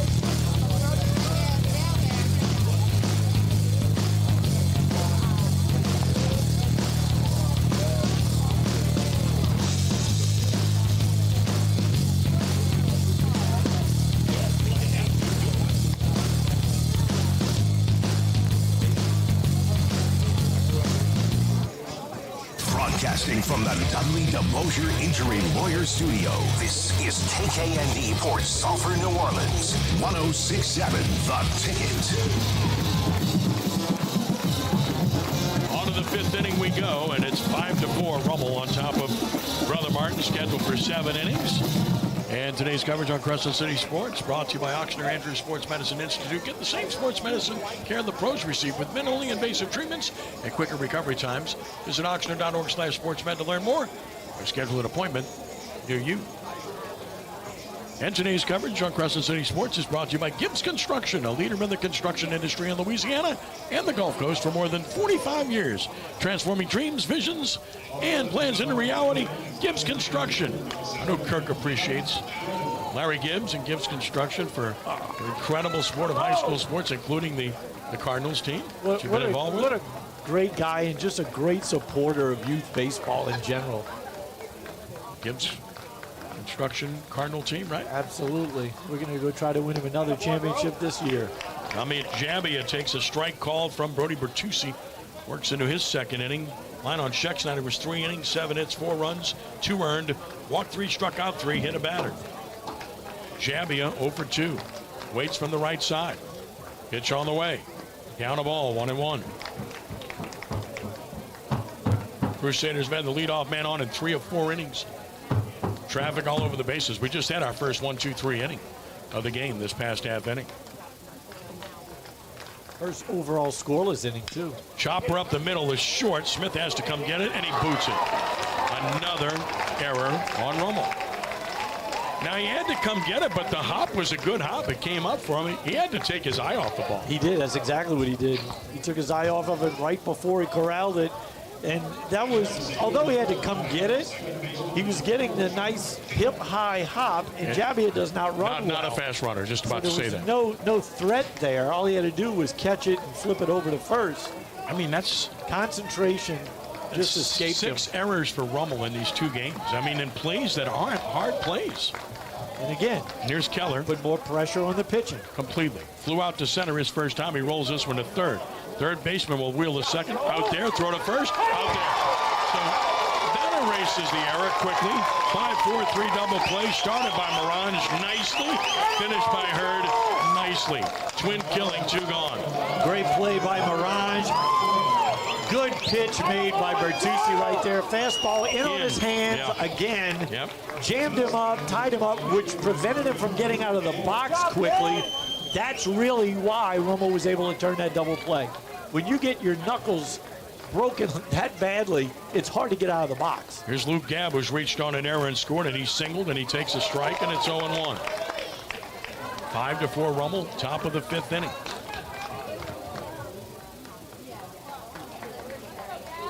Good job by Hurd on the turn. The 0-1, missing down. It's 1-1. Giglio, good catcher, doing a good job. They were blessed to have Klein here.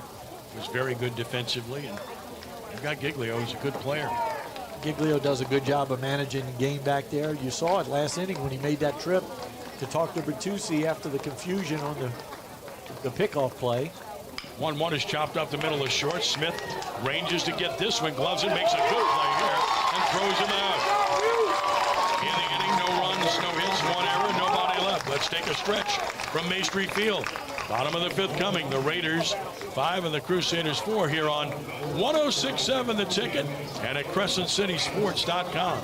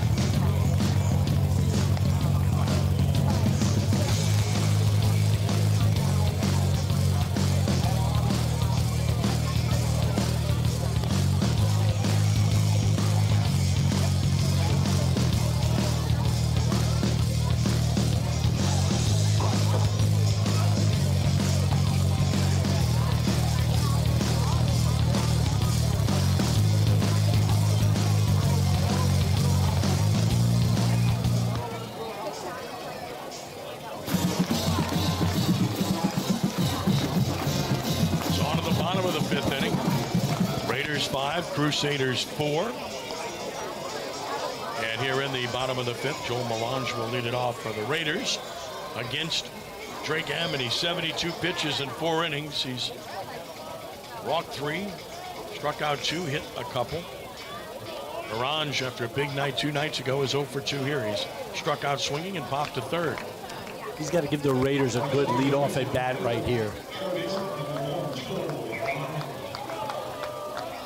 First pitch, and he laid off the slider. He wanted the swing, but he laid off, and it's 1-0. Boy, they're aggressive at the plate. 1 ball and no strikes. I'd like to see him take another pitch right here. Does, and it's a strike, and that was clearly the strategy this time, and it's 1-1. And that's fastball. A good approach. Again, he's 1-1. He's okay. A ball and a strike. Morange leading off the bottom of the 5th. Breaking ball beat foul down the third base side. And quickly, Amity ahead of Morange, 1-2. And even if he doesn't reach base, it's 3 pitches already. It's going to be 4. Could be more. 1-2 the count. Next pitch on the way, Joel. Took it high. It's 2-2. Play him slightly to pull. They're deep in the outfield. They had 2 balls very deep here the other night. Now the 2-2. Fly ball to left, way foul. And out of play. Up on the roof of the hitting facility down the left field side. I was a senior administrator here. We were happy to get a lot of these things done at this ballpark. Make it a better facility. Great dugouts. The hitting facility. Great broadcast situation here. They've redone both bullpens. Yep. Both bullpens are done. Kurt coached here. I worked here. 2-2 the count. Pitch on the way. Foul ball, right side, out of play again. Morange battling, and the count remains 2-2. And this is exactly the type of at bat we were talking about. This is what you want to do when you're leading off an inning or leading off a ball game. On 2-2, another pitch. Breaking ball, fly ball, left field side again, foul. Left fielder on the run toward the line, and once again, it's up on top of the hitting facility. He's trying to pull the ball and trying to hit it out of here, and it's holding it 2-2. Some battle here. We're about to see the 8th pitch of the at-bat. There's a lot of balls in those gutters, huh? Yes, sir. Really good crowd here today on this gorgeous afternoon. For both sides. You would expect nothing less. 2 outstanding institutions. A lot of energy in the stands. On 2-2, another pitch. High. And Morange's battle to a full count, 3-2. This is one of those at-bats you get the feeling that could kind of turn things a little bit. Either way, 3-2 the count. Morange waits for the payoff pitch. Here it is. And he took it, ball 4 high. What an at-bat for Joel Morange. He's on with a leadoff walk. And that is the 4th walk issued by Morange. And that's how you do it. 9-pitch at bat. That's how you do it. Yeah. And it was all possible because he took the 1-0 pitch for a strike. Set up the at-bat. Here's Giglio. Brody is struck out looking and popped to third. Amity's at 81 pitches now. Morange, good runner. He's 10 for 10 in stolen bases. Rummel has run very well this year. They haven't run in this game yet. Not going. Pitches a fly ball to center. Should be handled. Center fielder coming on. And he doesn't catch it, but there will be an out at second on a force play. So that'll be an 8-6 put out for out number 1. And there's nothing you can do as a base runner. The center fielder coming on, McCluskey, he hit the ground. Let's see if he's all right. He's slow to get up, and now he's laboring a bit. Don't want to see that. You can't retreat too early as a runner. Now he still would have been out, but yeah, your point is taken. Absolutely. He probably would have been out, but you can't retreat too soon. And McCluskey hopefully did not re-injure the shoulder that he hurt this fall playing football. Hopefully he's fine. Uh-oh. Oh, no, I don't like this. Yeah, I don't like this. Schnabel's going to run it first, and it looks like McCluskey's leaving. I hate seeing that. Oh, he's bleeding quite a bit. Oh, is he? Facially, yes, he is. How did he do that? Did the ball hit him in the face? Right over the eye. Or the glasses, maybe? I don't know. Yeah, he's got to get treatment.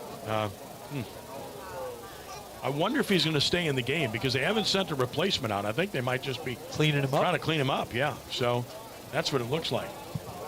What's not lost on us though is that was the first pitch out after a walk, a 9-pitch at bat. Right. So again. So what he gave you just gave it back. Gave it right back. Yep. So I don't think he's coming out of the game. I think they're trying to clean up the blood on his face. I'm not sure if the ball hit him or if the glasses got in his face or whatever.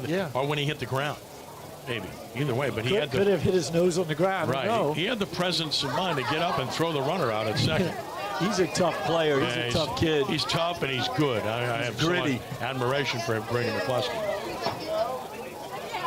I've liked him from the first time we saw him. As a freshman, really good player. Remember the arm he showed as a freshman Big in time. Miley? Yes. Wow. It made Big some time. really nice defensive plays. Yeah, he's a gamer. There's no question about it. That's what's going on here. They're trying to keep him in the game trying to get him cleaned up. And in the meantime, Amity's going to try to get loose. Again, the aggressive nature at the plate. I just think that, that's a one pitch out.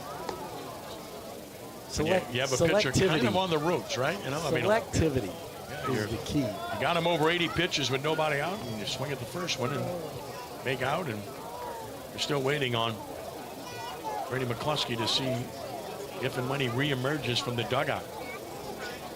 Umpire's checking on it now. This is a long delay here. The toughest part of this is for the pitcher, who has to sit and wait all this time. He threw a couple of pitches to stay loose.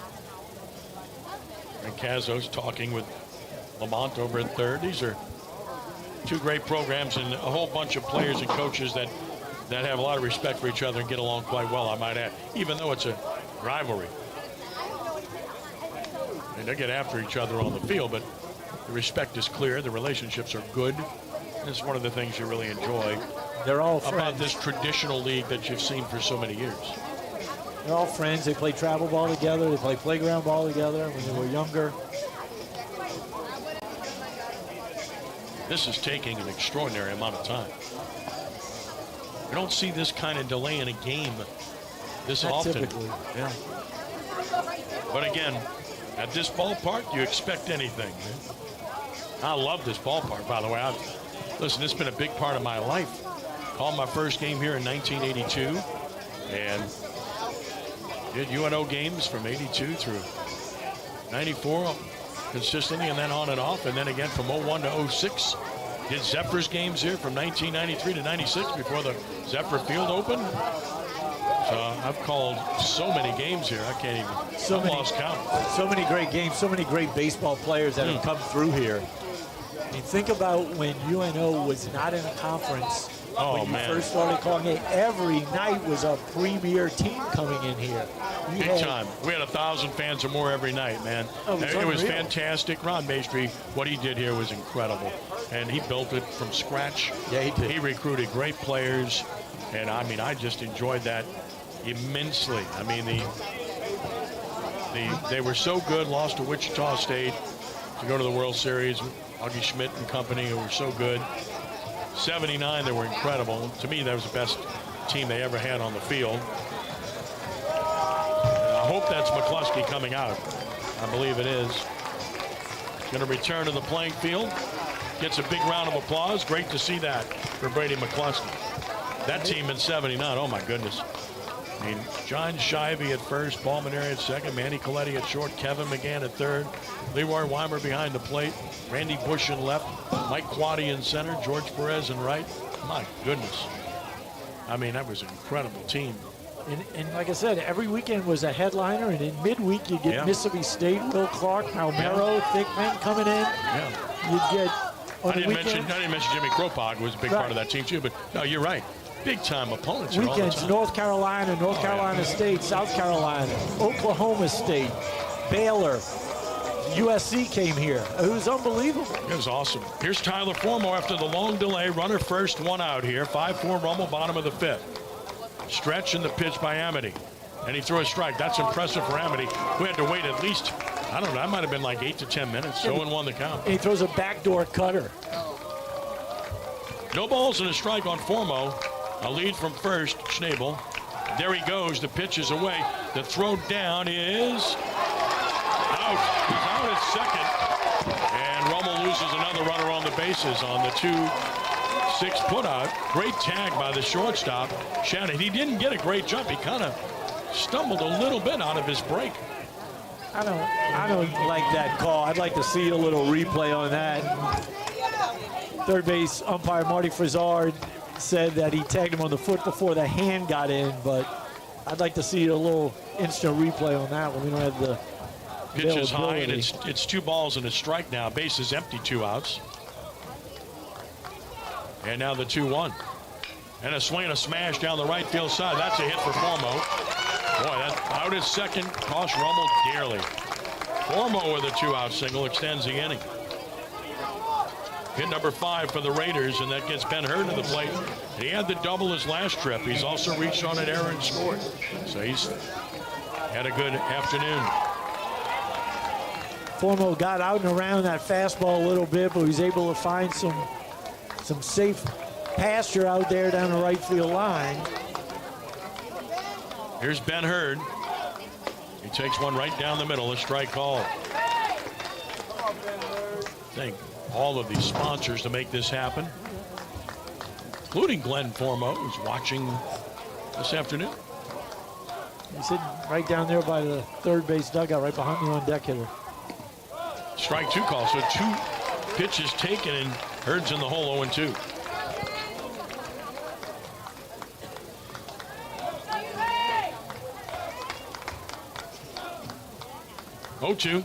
Popped him up. Who wants it? It's on the infield. The second baseman, Keller, is there. Two-hand catch, inning over. No runs and a hit. One man stranded. Rummel's left 6. We've played 5. Raiders 5. Crusaders 4. Back in a moment. 106.7 The Ticket and at CrescentCitySports.com.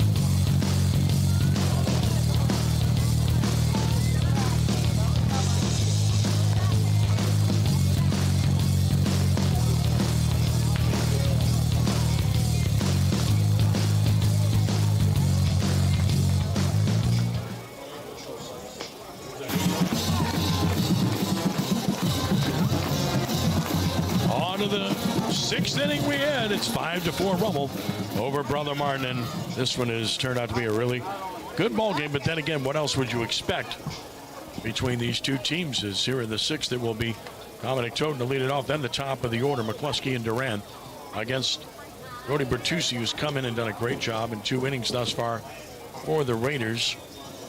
Amity at 88 pitches now through 5 innings, so he'll definitely get a 6th. And it's not out of the question. He can still get the distance, and never would have guessed that a couple innings ago. It was that 4th inning is what saved him. Yeah. You know, I said that might come back to haunt the Raiders. Here's Toten, who's had a sacrifice bunt, and he singled. Bertucci's first pitch is down and out, ball 1. Each team has made 2 errors. Crusaders 7 hits to 5 over the Raiders. Rummel leads the game 5-4. Bullpen's been busy for Rummel. Here's the 1-0. That's outside. So he falls behind 2-0. And keep in mind, you've got the top of the order behind him. Brother Martin bullpen will get busy now for the first time. No doubt he's taken here.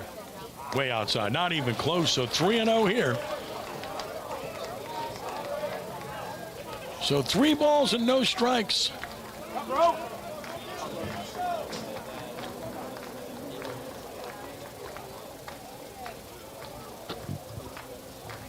Has to throw a strike and does. 3-1. Fastball taking all the way. Might take again. Bullpen busy with Gavin Jeanfro for Brother Martin. Right-hander in the pen. 3 balls and a strike.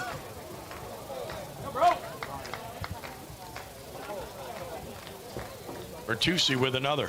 Ball 4, so the leadoff man is walked. That is a critical element in a 1-run game late in the game. And now you flip the order and you get McCluskey, who's been a terror today against Rummel. 2 singles, a walk, 2 stolen bases, 2 runs scored. And now Jeff Lupo will flash a battery of signs. Remember, they've stolen on this pitcher. They've stolen all day. Bunts a possibility. I doubt it here, but hit and run, straight steal. Rummel will throw over, of course. Neither Rummel pitcher is very quick to the plate. They've been rather slow with the deliveries, and Brother Martin's picked up on that in a big way. Got to change your looks up, more importantly than anything. Good lead by Toten. There he goes right away. Pitches away. Throw down is good. He is safe at second. Another close play and safe at second. And they're just running Rummel right out of the building. That's 5 steals. They're not even hesitating. They run on the first pitch. Would have taken a perfect throw. It's a pretty good throw, slightly to the shortstop side. But again, he's got to be perfect with it because of the jumps these runners are getting. Throw was not bad, just a little late, a little tardy. Now you have a decision if you're Jeff Lupo. Do you bump McCluskey with a runner second, nobody out? I doubt it.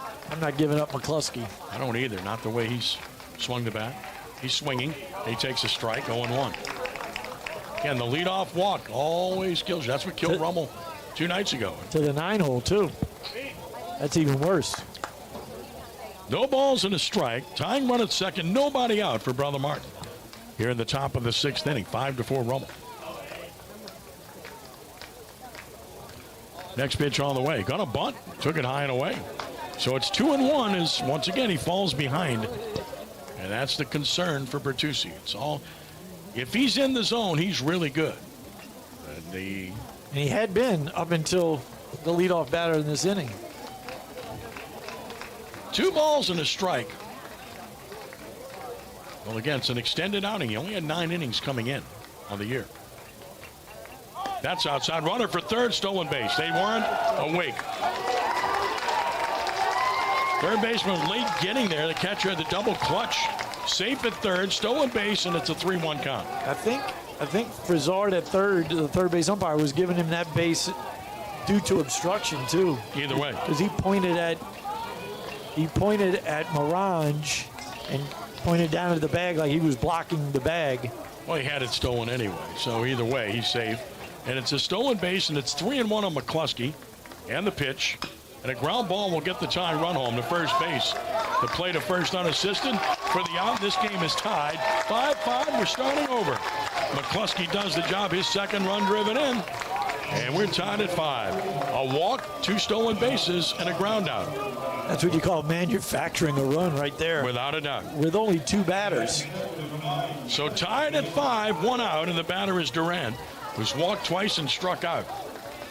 It's hard to defend 3 base runners against good teams. We'll say it again, over and over again, for both teams. Pitch to Durant. Over, but I guess high, 1-0. Slider up. That's but that's right around the letters and not going to get the call. And you can hear the reaction. 1-0 the count. Now, all 3 of these umpires that are on the field today are former college umpires, I believe. Shane Rigdon may not have, but the other 2 certainly have. That misses down and in. It's 2-0.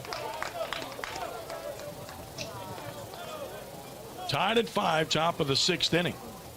Nobody on, 1 out for Brother Martin with Durand up on the count 2-0 facing Bertucci. Who's ready with another. Calls that inside. Again, close pitch, but it's 3-0. Threatens to walk another, and you got to believe the bullpen's going to get busy for Rummel. This would be Durand's 3rd walk of the game. Well, again, Bertucci only had 9 innings coming into the game. This is his 3rd inning of work. And he got a strike in there. It's 3-1. His goal right now is just to try to get a swing. Take your chances, right? 3-1 the count. Again, Jean Fro in the Brother Martin bullpen, which we can see. Rummel bullpen is obscured. 3 balls and a strike. Here it is. Ball 4, not even close. So he's walked 2 in the inning, and now the go-ahead runs on, and you know they're running. I mean, they've just... Anybody to first base has been at second. That's pretty much the way the game's going. They got a courtesy run for him. Quint Gilboa will run, and you know he's planning to run, right? And the batter will be Bronson Lamont, who's doubled to drive in a run, grounded out, struck out. 6 stolen bases for Brother Martin in the game. Count them. 6 and counting. None for Rummel. Gilboa doesn't have one yet this year. He's got a good lead. Long look, longer look, not going. Pitch is popped up right side. The sun is a problem. Formo fighting it. He's got it for the out. Good job by Tyler retreating in foul territory to make the play. That's a big out for Rummel. 2 gone on the first pitch. Big out right there, retiring Lamont, the 3-hole hitter for the Crusaders. Good power, just a good hitter in general. Now Colton Elliott, cleanup hitter, singled home a run, grounded out, struck out. If you're Rummel, you got to cut off gaps here, right? You got to play deep enough. It's with 2 outs and a guy on first, you could play no doubles easily. Of course, he might be running. He's got a huge lead. Not going. Pitch is grounded toward the hole. Second baseman ranges to get it. Outfield grass. Good play. Good throw. He's out at. Oh, he's going to say safe. He's going to call him safe at first base and say Formo was off the bag. And again, a close play. And Frank Cazzo is not happy at all. He looked like he maintained contact with the bag. From here it did. At its point. That's the second call at first that's gone against Rummel in this game. Coach Cazzo is going to ask Shane Rigdon to get help from Tony Strada from home plate. Yeah, I don't know about that one. Throw clearly beat him. It was a heck of a play by Ben Hurd from the outfield grass. Such a delayed call again. Yeah, I mean, we had a collision. They fell to the ground, and then we get the call. Yeah, it's just a bad mechanics on that. Now the umpires want to talk. Well, I don't know. The only person that had a good view of that's a home plate umpire. I mean, the other base umpire's watching the middle infield, right? I don't even know, because the way Formo had to stretch on that side of the bag. Tony Strada, the home plate umpire, may not have really been able to see anything. Well, you hope that doesn't become a game-deciding play either way.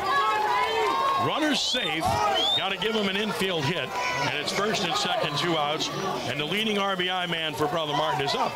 And Brody Shannon, who has a single and a double. He's 2 for 3, and he scored a run. Giving that a hit, huh? Yeah, they are. They gave it a hit. I don't like that. Good throw. He's easy Going out. by their scoring here. The pitch on the way. Strike called 0-1. Well, it's 2 calls at first that have gone the way of Brother Martin in this game. And the catcher goes out to try to tell his hurler, just, we got this. All good, right? Something like that. 0-1 to count. I think they need to stay with the slider here against Shannon. Can't let him beat you with the heater. He's a good fastball hitter. 5-5, bottom of the top of the 6th inning. 2 on, 2 outs for Brother Martin. And the 0-1 pitch. Missing down and out. It's 1-1. Fans are into this. Everyone's into this, as well they should be.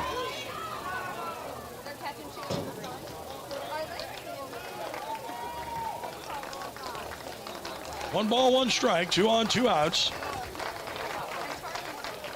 Bertucci stretches and pitches, and he yanked it down in the dirt away, and it's 2-1. A good pickup by Giglio.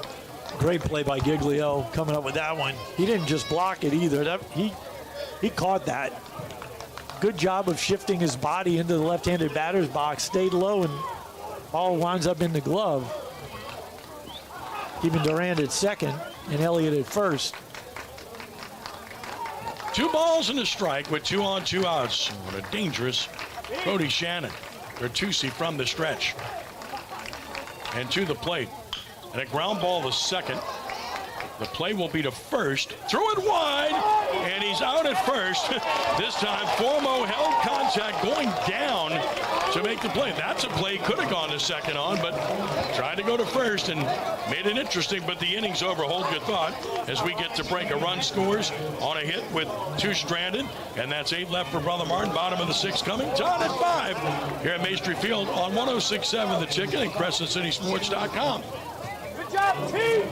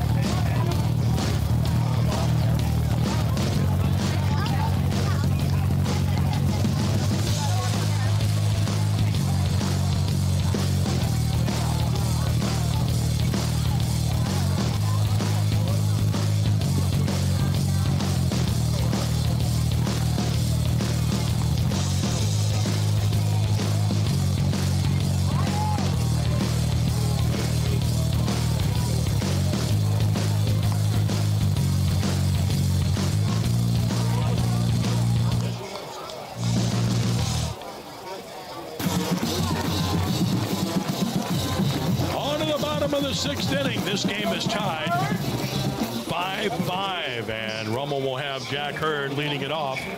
Here in the bottom of the 6th, Stevens and Smith to follow.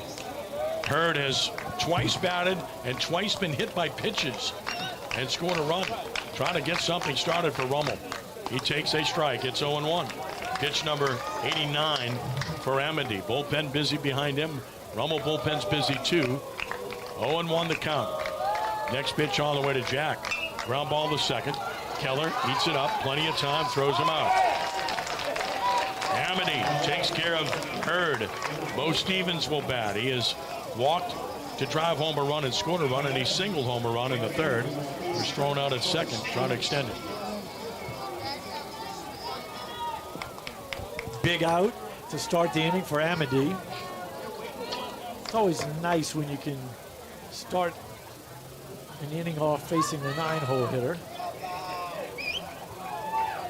Here's Stevens.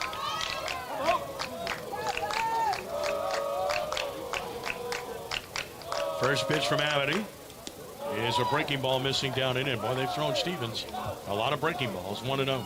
He's a good fastball hitter. Yep. That's a scouting report on him, apparently, because they have given him an overdose of breaking balls today. Now the 1-0. That's a strike. Good breaking ball. 1-1. Another hook. So a ball and a strike. Amity has battled through it. Batters, walks, and errors. He's out there pitching well. Pitch missing away. Another breaking ball. 3 in a row. And it's 2-1. Spun off of that slider.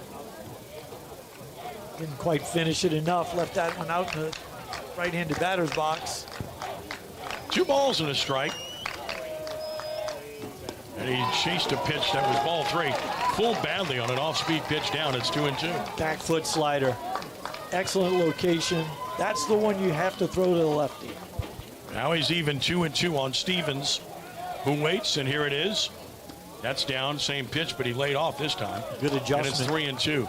Oh, something you don't ever see in this ballpark, or very seldom. The American flag is almost dead still here. Very unusual. At this ballpark. 3-2 the count on Stevens with 1 out. Payoff pitch from Amity. Tap foul. He stays alive. Good hitters somehow do that with 2 strikes. Stevens is a good hitter. They went in with the fastball on that 3-2 pitch. Tied him up a little bit. They pitched him in the whole at bat, with one exception. Breaking ball's back foot. Another payoff pitch on the way. Ball 4, 1 in at bat. He threw the fastball, and he missed away, and Stevens is on with 1 out, and Ian Smith will bat. He has doubled, singled, driven home 2. He's 2 for 3. Stevens been on base all day. Scored once.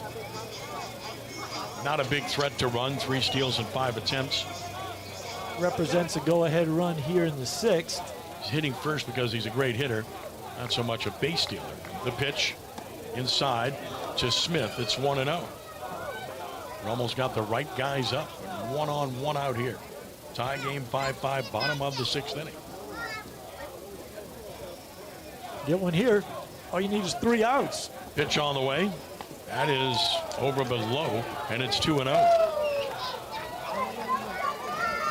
Game over the 2-hour mark. 2-0 the count.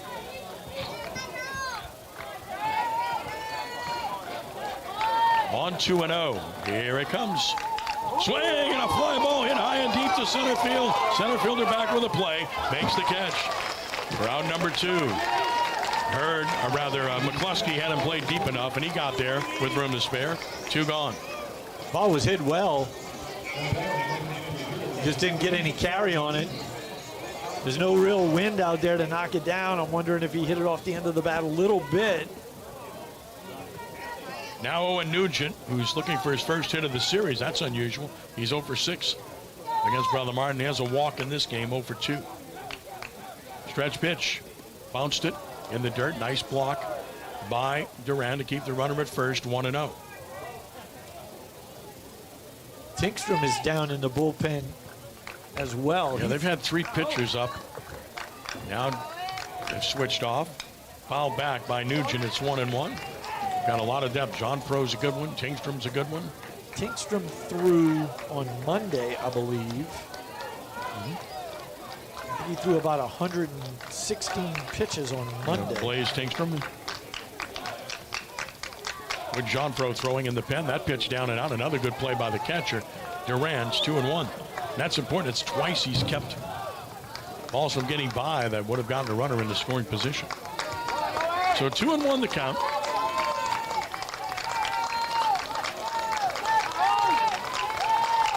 Check on the runner. Pitch on the way. Fouled off the end of the bat, first base side. And now it's 2-2 on Nugent.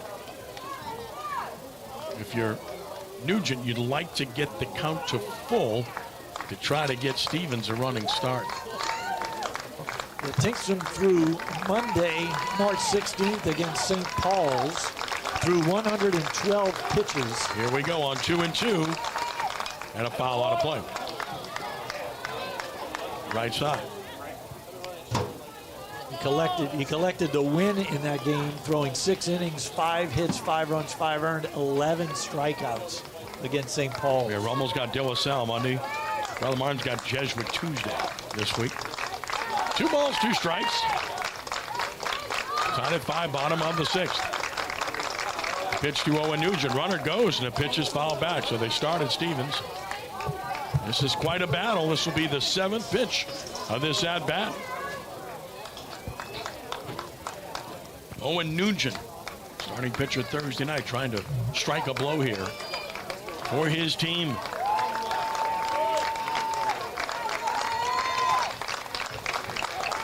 Stretch again by Amity. The pitch on the way, and he missed down and out. The ball gets away. Stevens will get to second on a wild pitch. And now he's in scoring position with 2 outs and a 3-2 count on Nugent.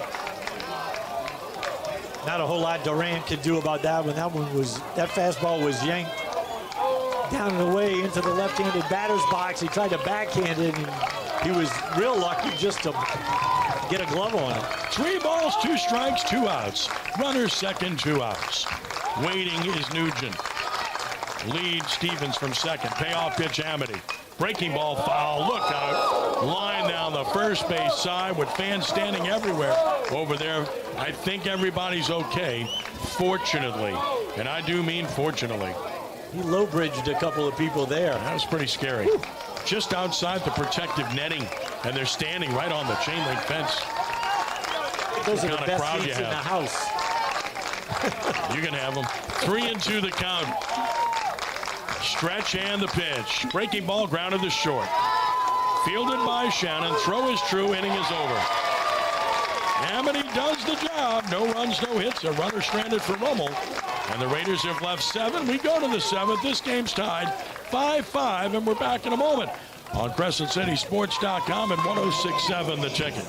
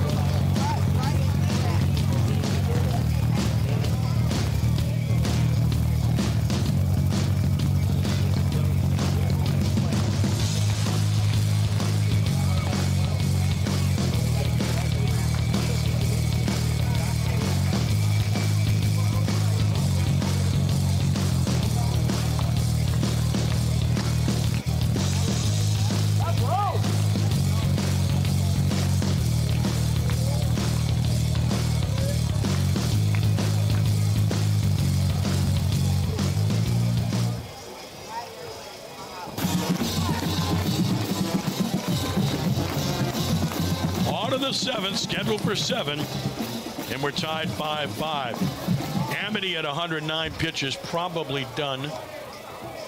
Could face one hitter next inning if he wanted to, but we'll see. Meanwhile, Brother Martin will have Jabbia, Keller, and Gabb up against Bertucci. Longest outing of the year as he pitches into his 4th inning. He's given up 1 run. He's going to feel it tomorrow. Jabbia is struck out, grounded out, reached on an error. Bertucci works from the stretch to pitch. Fast strike, 0-1. Still has good velocity. No balls and a strike. So important for him to retire this leadoff batter here in the 7th. Bounced it 1-1. That was the old worm burner right there. Giglio didn't want any part of that one. Jabbia back in. Bertuzzi getting the sign. Is ready with a 1-1 pitch. Breaking ball high and away. It is 2-1. We get our first train of the afternoon. 2 balls and a strike. And another. Ball 3 down and in. So 3 balls and a strike. One base runner can make all the difference in this game. Well, and if he gets on base, you know they're going to pinch run for him. Yes. And you know what's going to happen. They're going to put the pressure on Giglio. Might be taking 3-1. Here it comes. He takes it right down the middle. He was taking all the way. And I think that's a good strategy. It's full 3-2. I mean, the 3-2 pitch is every bit as good as the 3-1. He's still going to get a fastball here, I would imagine. Gotta believe. So 3 balls, 2 strikes to Jabbia leading off the top of the 7th inning. Payoff pitch. Swinging a tap foul. He just got it off the end of the bat. Stays alive. Bertuzzi gets a new ball. Fastball had a little cutting action on it. Jabbia hit that off the cap of his aluminum bat. Holding it 3-2. Jabbia waits. Bertuzzi stretches, and the payoff pitch is coming. And he walked him. High and away. Leadoff man is on. Close pitch, but he missed. And there's an absolute great start for Brother Martin here with the game on the line. And the leadoff man on via another free base runner. And, yes, the courtesy runner or pinch runner, Chase Pecoraro. So Pecoraro will run. And we'll see how Jeff Lupo plays it. He has Camber Keller at the plate, who's 0 for 2. He had a sacrifice earlier in the game. An RBI, sac fly. Slide out and hit into a double play. Bunt would be in order if you're not stealing. In a tie game in the last inning. From the stretch to the plate, gonna bunt. Oh, no. Got hit. Oh, my gosh. He squared the bunt, and I think he got hit in the face. Oh, man, oh, man. Trainers will come out. This is a terrible scene. Pitch missing way inside. Now the concern is clearly for Camber Keller. Man, this place has gone dead silent. As you might imagine.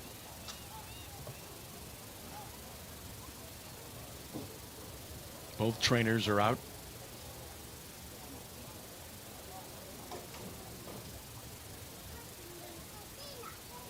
And again, with Bertuzzi, it's all about command. It always has been.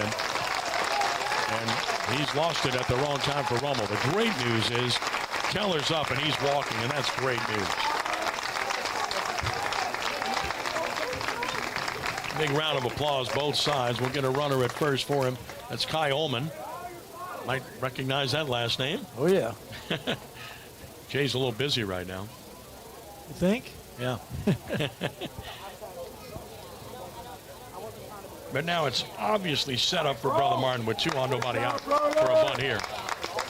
And a chance for an inning. Not just a run, but an inning. And that's going to do it for Bertuzzi. Again, you wondered what he had left. He hasn't gone this far. Yeah. He was asked to basically stretch it out to uncharted waters for him. So the Raiders will come in with Bryce Stuprich for Bertuzzi, who goes 3 innings plus. Can't close the book on him, obviously. He did a good job, though. I mean, 3 innings, only the 1 run. He didn't give up any hits. Well, to this point, but he is responsible for the 2 base runners. The 3 walks is that's a killer. Yep. What's going to hurt you, and the hit by pitch. Yep. Free base runners. I mean, again, you got to have good stuff at this level, but you got to throw strikes to be successful.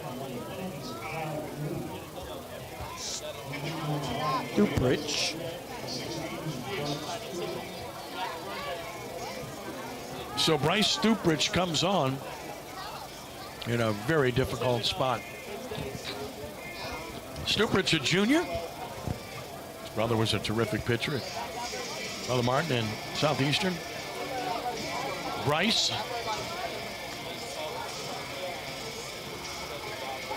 in a tough spot, goes to work here.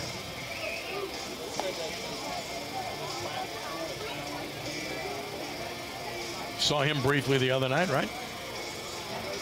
His out pitch is the breaking ball. He's got a little slider that he likes to throw in there.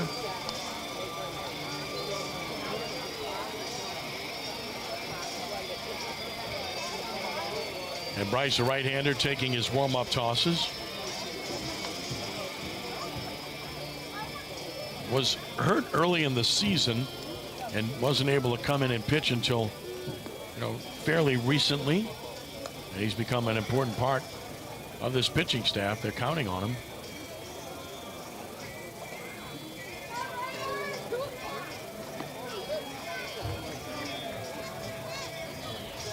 Stuprich to the mound.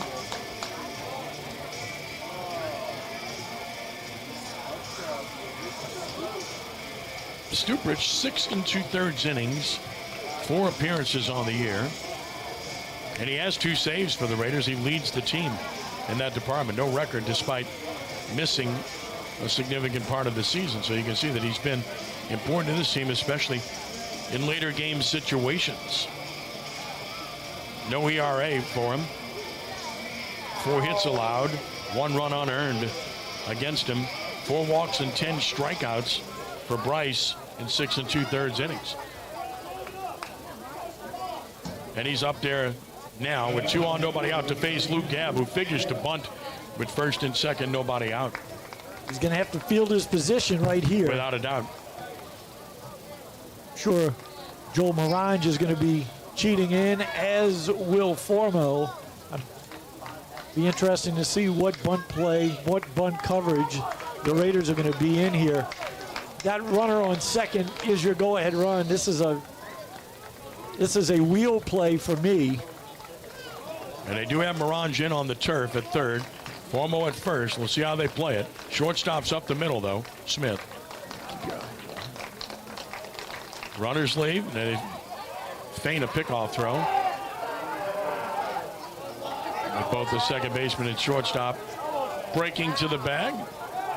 Tried the Miami Hurricane. Yeah, exactly. Pick off at second. At second, yep. To sell that, the runner didn't buy it. Yeah, to sell that, you got to do the Faking it like the ball got through. Yeah. Oh, where's the ball? Yeah. You got to do a spin move on that. Runners lead 1st and 2nd. Gabb waits, choking up. He's going to bunt. Takes it high and away from Stuprich, 1-0. No wheel play. They're in regular bunt coverage. They're in regular bunt coverage. And look, it's either way, you can see it regardless. It's going to be the pitcher's job or the catcher to get it out in all likelihood, unless the bunt is not executed well. 1-0 the count on Gabb. It's 1 for 3 with the single in the game. Squares the bunt. He bunts it in the air. It is a foul ball. No one could get there. That would have been a big out for Rummel, but the ball was slicing foul, and then once it bounced, you had to let it go foul if you're Stuprich, and he did. It's 1-1. Yeah, great play by Stuprich. Good baseball IQ there, leaving that ball alone.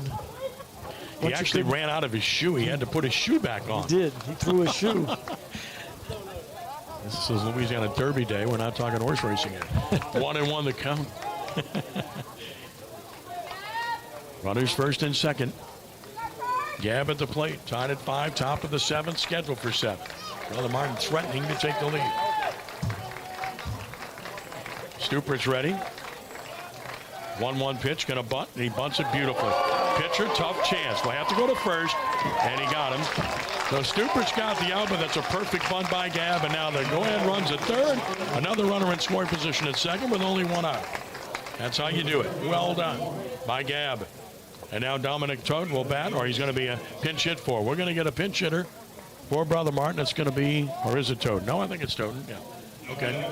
That was a perfect bunt by Gabb. He got it down early. Yep. A little bit towards the third base side. Good job by Stuprich, fielding his position, making a good accurate throw to Hurd, covering from second. Infield has to come in here for the play at the plate.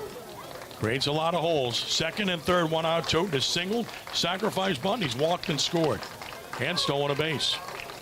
And he takes it just off the plate. 1-0. Again, these pitches of ball off the plate are not called today. 1-0 the count. Neither are high strikes. 1-0 on Toten. Infield is in. Runners lead second and third with one out. From the stretch to the plate. Line drive, base hit. 2 runs will score. Brother Martin takes a 7-5 lead. Toten with a 2-run single out of the 9-hole tells you about this team and its lineup.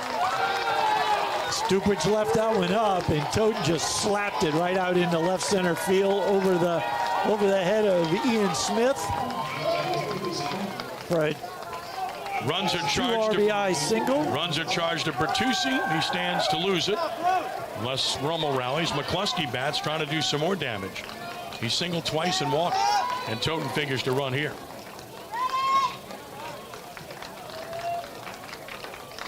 There goes the runner. Pitches down and in. The throw down will never get him, will it? Great throw. Safe at second. The shortstop thought he had him. These plays have been close at second all day. And every close call has gone one way in this game. Smith is throwing his hands up to the dugout saying we had him. Well, he's still doing it. Yeah, and they're not going to get the call. No instant review here. Yeah. Toten's third stolen base. 7 steals in the game for Brother Martin. Pop fly, left side, long run, tough chance, base hit. Runner for third, first and third, still only one out on a bloop single by McCluskey as Brother Martin threatens to open this one up. You knew that was trouble as soon as it came off the bat. He hit it off the end of the bat. Yeah, it was a good pitch and nothing you can do. Third baseman was playing even with the bag. Yep. It was directly over his head. He had no chance. Ian Smith was the only one that had an opportunity, and he was holding the runner on at second a little bit, so he was not in his normal position. Just dumped that one in no man's land. Now a chance to really open the game up for a good hitter, Tyler Durant. He's walked 3 straight times, struck out, and you know McCluskey's running at first. There he goes right away. The pitch is away, and they're not even going to bother. That's 8 stolen bases. I've never seen a Rummel team give up 8 stolen bases in my life. I have today. Always a first. Well, might just be this ballpark, like you said. Crazy things happen here. Well, they've had a lot of close ones at second base, but none have gone their way. And now second and third, only one out. The infield's in. Been a lot of close calls, period, today. For a contact hitter. That's a strike. Rummel has not been the beneficiary of those. We had the two bangers at first with Formo coming off the bag. One went Rummel's way, one did not. 1-1 pitch away, 2-1. Not going to see the velocity you saw from Scheck-Snyder or Bertuzzi here. And it's 2-1. He has to rely on location and breaking balls, and contact is all Brother Martin wants here. To try to put this game away. Already up by 2. Final at bat. Barring extra innings, the 2-1 pitch. Not going to get the call. Catcher held on to show the umpire. That was a good pitch. And again, no call, but welcome to this game. It's 3-1. Didn't look up, and I'm sitting right on the outside corner, and that looked like it had some plate. Consistently tight. 3-1 the count, and another pitch. That's it. Gonna have to call that one. Strike called, and it's full 3-2. You got a base open. It might not be a bad idea to throw the breaking ball here. Keep him off the fastball. If you walk him, you set up the double back play. Up at second and short. 3-2 the count. Payoff pitch on the way, and he walked it. Pitch just off the plate. Pitcher's frustrated. He wanted it. Not going to get the call. Bases are loaded with one out. Bronson Lamont to the plate. It does allow the second baseman and shortstop to back up. Get a courtesy runner at first. Grant Gilbo will run. And here's Lamont, who's 1 for 4 with an RBI double. Trying to ice this game, essentially. Second and short are still up. I'm not sure why, right? I mean, you would think double play in order. But I'm trying to play for 2 here. yeah, they're staying in, though, so. Whole infield is in. And the pitch. And a strike, and it's 0-1. And on AstroTurf, you really don't even have to play that far in. I mean, you could play a little bit further back. You play even with the bag. Maybe, they're inside the cut. Yeah. Once they take their prep steps, I mean, they really are shrinking the infield. 0-1 is way outside. It's 1-1.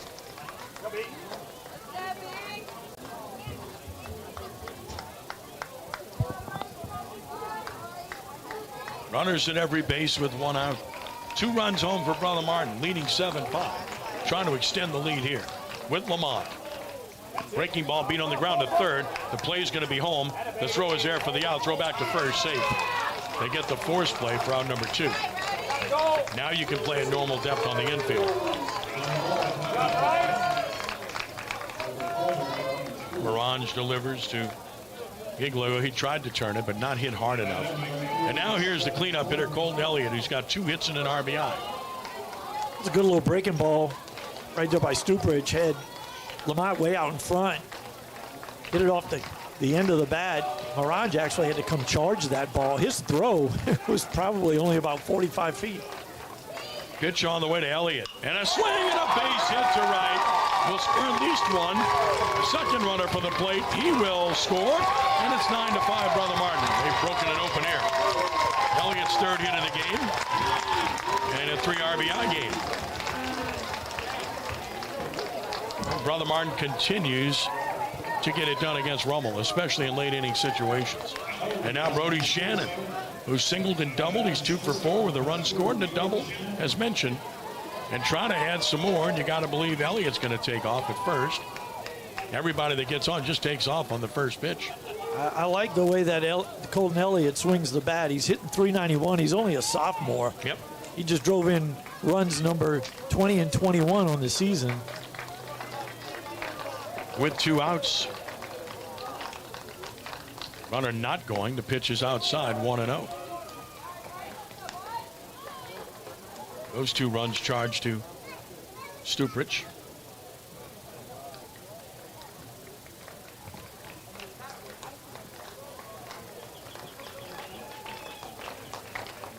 Now the 1-0 pitch. Runner goes. Pitch is away. They're not even going to throw. So it's 2-0 and yet another steal for Brother Martin.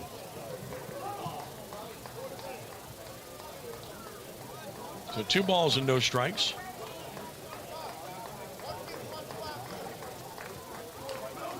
Nine stolen bases. That's crazy. The 2-0 pitch outside, 3-0.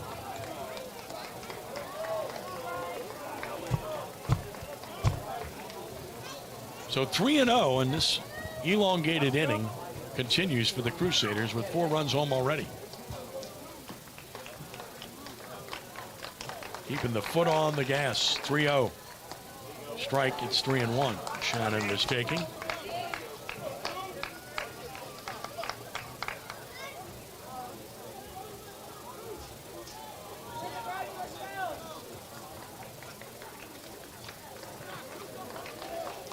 The 3-1.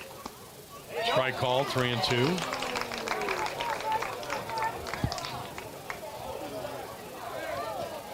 Three balls and 2 strikes.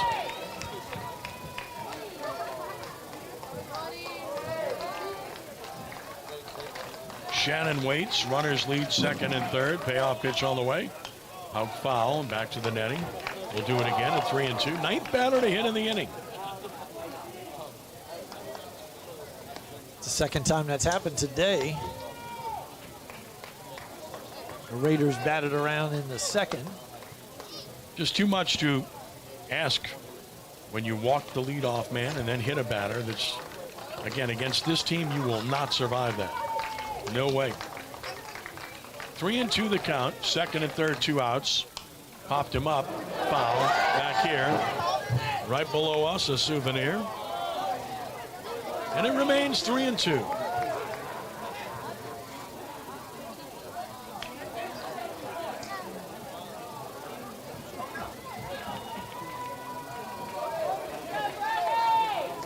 Shannon with a long at bat. Another 3-2. Popped and foul right back here again. Bounces right below us. And a Chappelle player gets it. Did the Chappelle Mount Carmel game on Crescent City Sports earlier this week. Great game. Mount Carmel won that 5-4.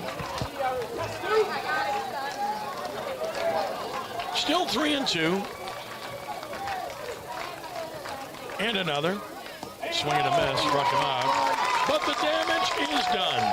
9 hitters come to the plate. 4 runs score on 3 hits, no errors, and 2 stranded for the Crusaders, who have left 10 and are now 3 outs away from sweeping the series, leading Rummel 9-5. Back in a moment here on Crescent City Sports and at 106.7 The Ticket.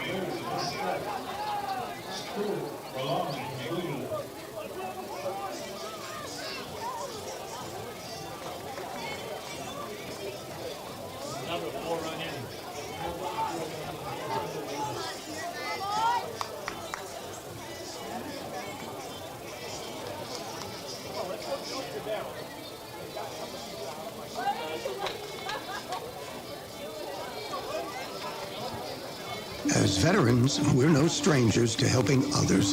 That's what we were taught, service before self. But we do have one question for the veterans listening. When was the last time you reached out for help? If you or someone you know needs resources, whether it's for stress, finances, employment, or mental health, don't wait.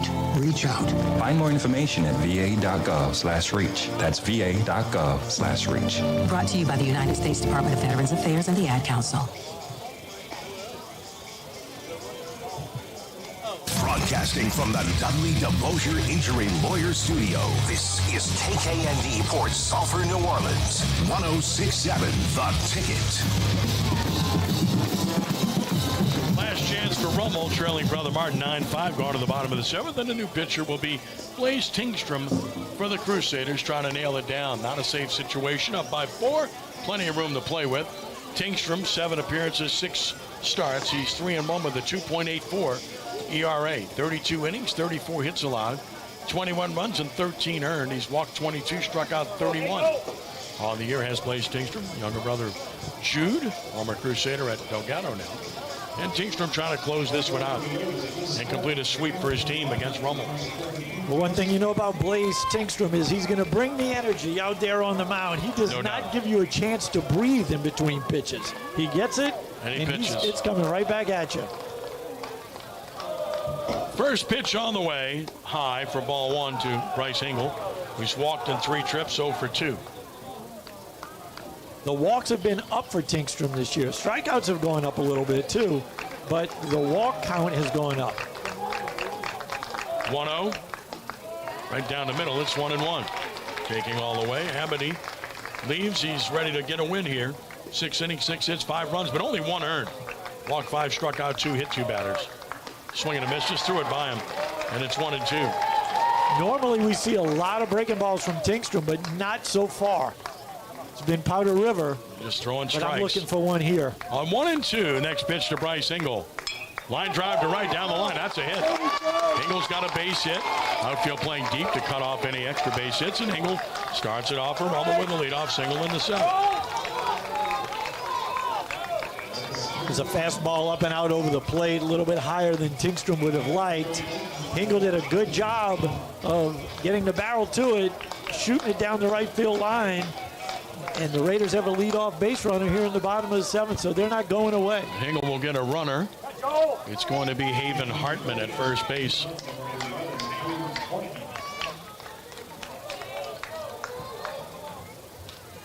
Here's Joe Morange. He's walked in 3 trips, 0 for 2.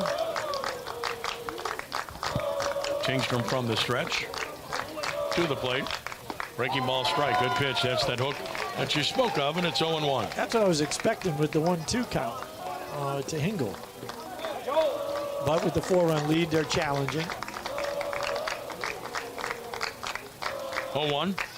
Breaking down and out, 1-1. 9-5, Brother Martin, bottom of the 7th.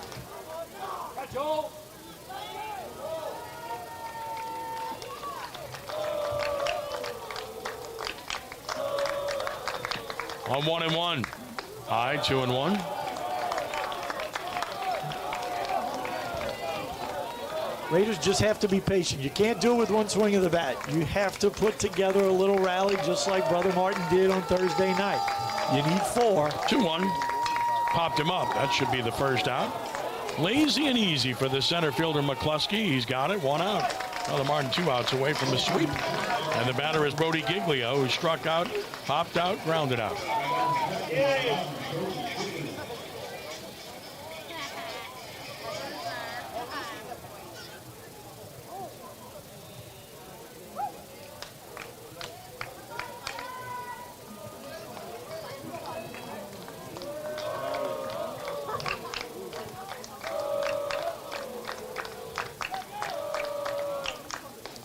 Fastball high, checked his swing, didn't go, and it's 1-0. To Giglio. Yeah, Raiders need at least 2 more base runners to have any chance. 1-0 pitch, high again, 2-0.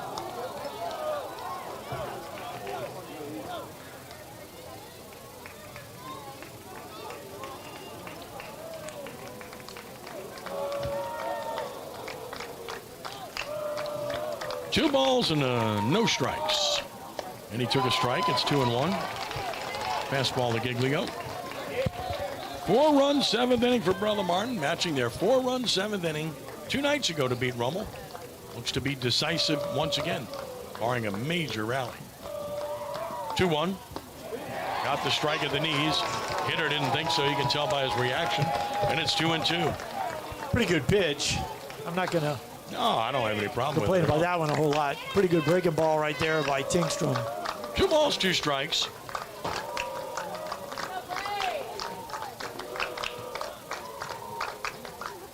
Struck him out swinging on a fastball, and Brother Martin's is an out away from a big win.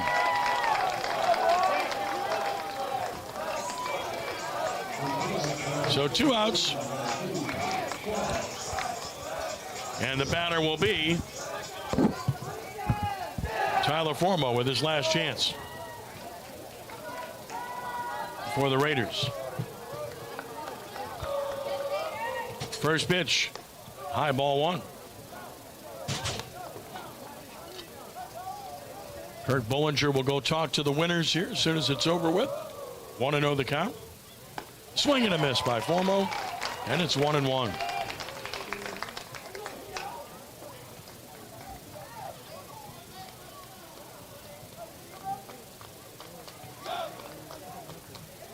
Ground ball, base hit, right field. Formo keeps the game alive as he continues his fine series. Another 2-hit game for Tyler, and it's 2 on 2 outs for Ben Hurd, who was doubled, reached on an error, 1 for 3.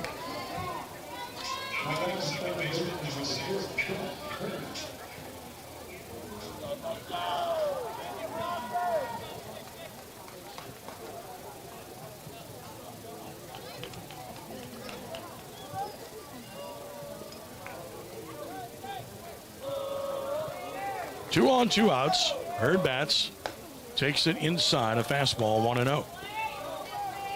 7 hits for the Raiders now.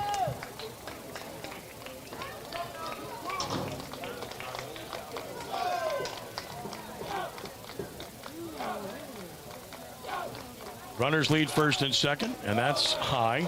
And it's 2-0 to Hurd.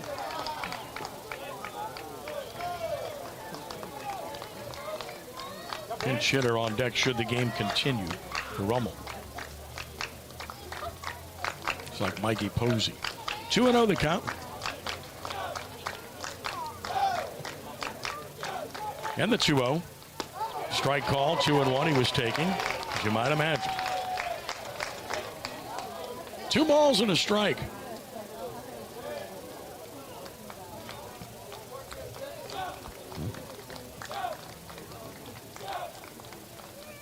from the stretch to the plate. Popped and fouled back here. The Crusaders are a strike away from victory. 2-2. 4 runs in the top of this inning. Brother Martin 9-5 over Rummel, bottom of the 7th.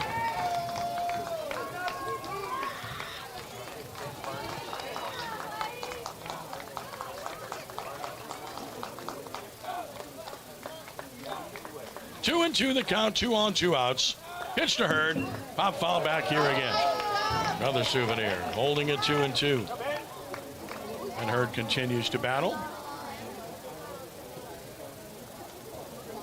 The long game between these two rivals.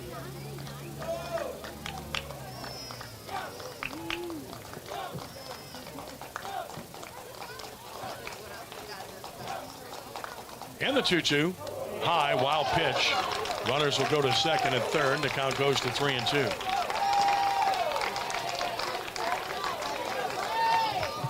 Over the catcher, Durand. Fastball overcooked by Amity, and it's 3-2.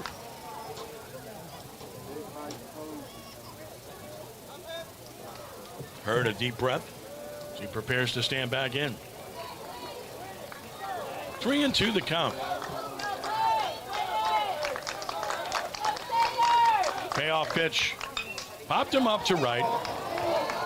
Right fielder there. Caught it, and Brother Martin wins by the score of 9-5.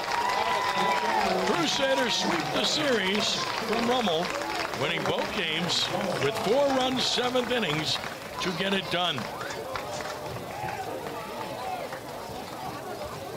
Teams will shake hands, and we'll have winning coach and player for you here momentarily as the handshake line forms now between these two friendly rivals. We'll give you the totals of the ball game here. For Brother Martin, it was 9 runs, 10 hits, 2 errors, and 10 left on base. For Rummel, changed 1 play from a hit to an error. 5 runs, 7 hits, 3 errors. And the Raiders stranding 9 men on base. The winning pitcher is Drake Amity. He goes to 6-0. And the loser is Brady Bertucci, 1-2. Let's go to Kirk Bollinger now. Kirk, take Wild game between you and the Raiders. Yeah, I mean, 2 quality teams, proud histories and programs. Kids compete knowing one another. And, you know, both teams had opportunities to probably blow the game open a little bit different in different ways. But, you know, again, our guys stayed competitive throughout, persevered, made some mistakes early. And then, you know, Drake didn't have his best stuff today. But, you know, he went out there and competed and got a 6 innings to where we could turn it over to the bullpen. And Colton Elliott, 2 out hits. He got a 2 out hit. The guys before that had to set the table. Dom Toten had a big hit. So it was just a complete team effort. Yeah, a team effort and just a resilient performance from your offense. I mean, they just don't stop coming at you. Yeah, you know, that's one of the things we compete. I mean, we talk about is being competitive, having quality at bats, having a lot of plate discipline and competing in a zone. You can try to change this game. It's been the same for 150 years, and people are going to try to change it. But the little things win, and we had the opportunity to execute the short game. We were able to do that as well. So ran the bases well. So we played a complete ball game. Well, with that win in the district, it puts you in sole possession of first place. So a real big series sweep against the Raiders. What does that mean for you and the team moving forward? Well, you know, it just gives them confidence. I think, you know, and every team and every series is going to be competitive. We're worried about this one today, and, you know, we'll enjoy this one tonight and be back to work on Monday to get ready for the next series. But it'll be Tuesday. That's the most important thing. Any team in this district can beat anybody. There are a bunch of really good players and good coaches, so you got to be ready on any given day. Thank you very much. We'll see you soon. All right. Drake Amity. Winning pitcher, Drake Amity. Drake, talk a little bit about your mentality after that lengthy second inning. You threw 41 pitches in that 4-run inning, but then you came back, you kept things at bay, gave your team a chance to come back and get that lead for you. Yes, sir. I knew it was going to be a big moment, but I didn't let the moment get bigger than us. I mean, I played my game, let my work speak, trusting my guys out there. Well, that's really all you can do in a situation like that. The defense let you down a little bit. It's easy for a pitcher to basically fold the tent, but you didn't do that. You came back. You had a real quick fourth inning, and I think that allowed you to stay in the game long enough to pick up that win. Thank you. Yeah, I mean, we're pit bulls. We're not going to stop fighting until it's over, no matter how long it takes. I mean, we're going to keep fighting. Y'all did a great job today. Congratulations. Colton Elliott, one of the offensive heroes for the Brother Martin Crusaders today. You guys do such a good job of hitting with 2 strikes. 2 strikes, a lot of big 2-out hits. Talk a little bit about your approach and the team's approach with 2 strikes and guys on base. Yeah, with 2 strikes, we always have approach for every batter. You know, you got to get wider, choke up on the bat so you could stay through the ball easier, see the ball easier, and you got to let it travel. You know, off speed, you got to let it get deep so you can see it all the way through. And if it's fastball, you just work on fouling it off, and you'll come through. You guys do a great job of it. You do a great job of it. You know, you're only a sophomore. You're hitting in the 4 hole for a team that's only lost 2 games all year. A lot of RBI opportunities, and you've come up big in a lot of those situations. Talk a little bit about how nice it is to have guys on base when you come up to bat most of the time. Yeah, it's very nice. You know, without any guys on base, it's almost like you have to start it off the inning, but with 2 outs. So it's really hard to do that. But with guys on base, if you just get a knock, then it scores a lot of runs, helps your team out a lot better than with no one on. Keep up the good work, guys. Congratulations on the win, and good luck moving forward. Back to you, Ken. All right, thank you very much, Kurt, for that job well done, as always, as Brother Martin wins the game by the score of 9-5 over Rummel. That's 11 consecutive wins for the Crusaders, who improved to 23-2, and now alone in first in District 9-5A, as the Crusaders are now 6-0 in district play with the victory. The loss for Rummel drops the Raiders to 16-6 and 4-2 in District 9-5A. Rummel will play De La Salle Monday at 4 p.m. That's a game on radio on 106.7 The Ticket. 3:45 is pregame showtime on Monday. Brother Martin opens a big 2-game series with Jesuit Tuesday evening. Blue Jays right now are the second-place team in this league at 5-1 after John Curtis defeated Jesuit 5-1 earlier today. Rummel is 4-2 now in the league, as mentioned. This was a game that kind of went back and forth. Brother Martin scored a run in the first, 2 in the second, take a 3-0 lead. Rummel scored 4 in the bottom of the second to lead 4-3. Brother Martin tied it with a run in the third, and it was 4-4. Rummel recaptured the lead at 5-4 in the bottom of the third. Crusaders tied it with a run in the top of the 6th inning, and it was like an instant replay. Brother Martin scored 4 runs Thursday night in the last at-bat to beat Rummel, and they scored 4 runs in the last at-bat today to beat Rummel, scoring 4 in the top of the 7th to win the game by the score of 9-5, making Drake Amity a winner and Brody Bertucci a loser in relief for Rummel. 2 hours and 40 minutes to play, as mentioned, and a victory for the Crusaders, 9-5. Want to thank everybody at the University of New Orleans for accommodating us today. Thanks to Vince Granito and his outstanding staff here at the University of New Orleans. Also, of course, want to salute our crew today. Chip Merritt, Matt Merritt. Great job, as always, on the Crescent City sports end of things. We are very grateful for both of them.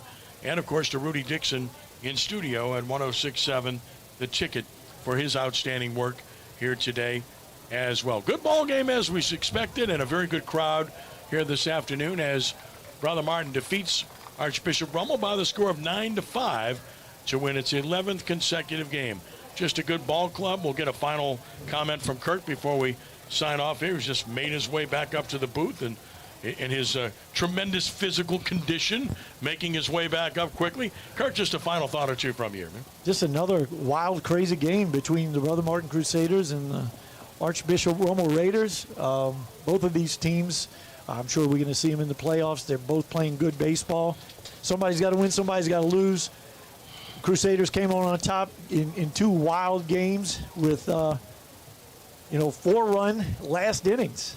in both games to seal the deal. And definitely the team to beat in this league. And it's no surprise with the experience they have and having been in the state championship a year ago. That's a really good baseball team. It's a very good baseball team, and they have a ton of pitching depth, and you saw that today. Kirk, thank you. It's been a pleasure. It's been a pleasure, Ken. Thanks for having me. Look forward to the next one. You bet, buddy. Monday, Rummel and Dill-Sal. We'll have that here on 106.7 The Ticket at 4 p.m. And look forward to you joining us at 3:45, the pregame show. Once again, our final here this afternoon was Brother Martin 9, Archbishop Rummel 5. For Kirk Bollinger, for Chip and Matt Merritt, thank you, gentlemen, over there. And for Rudy Dixon, Ken Trahan saying thanks for joining us and be a good sport. God bless you one and all. We are rounding third and heading home. So long.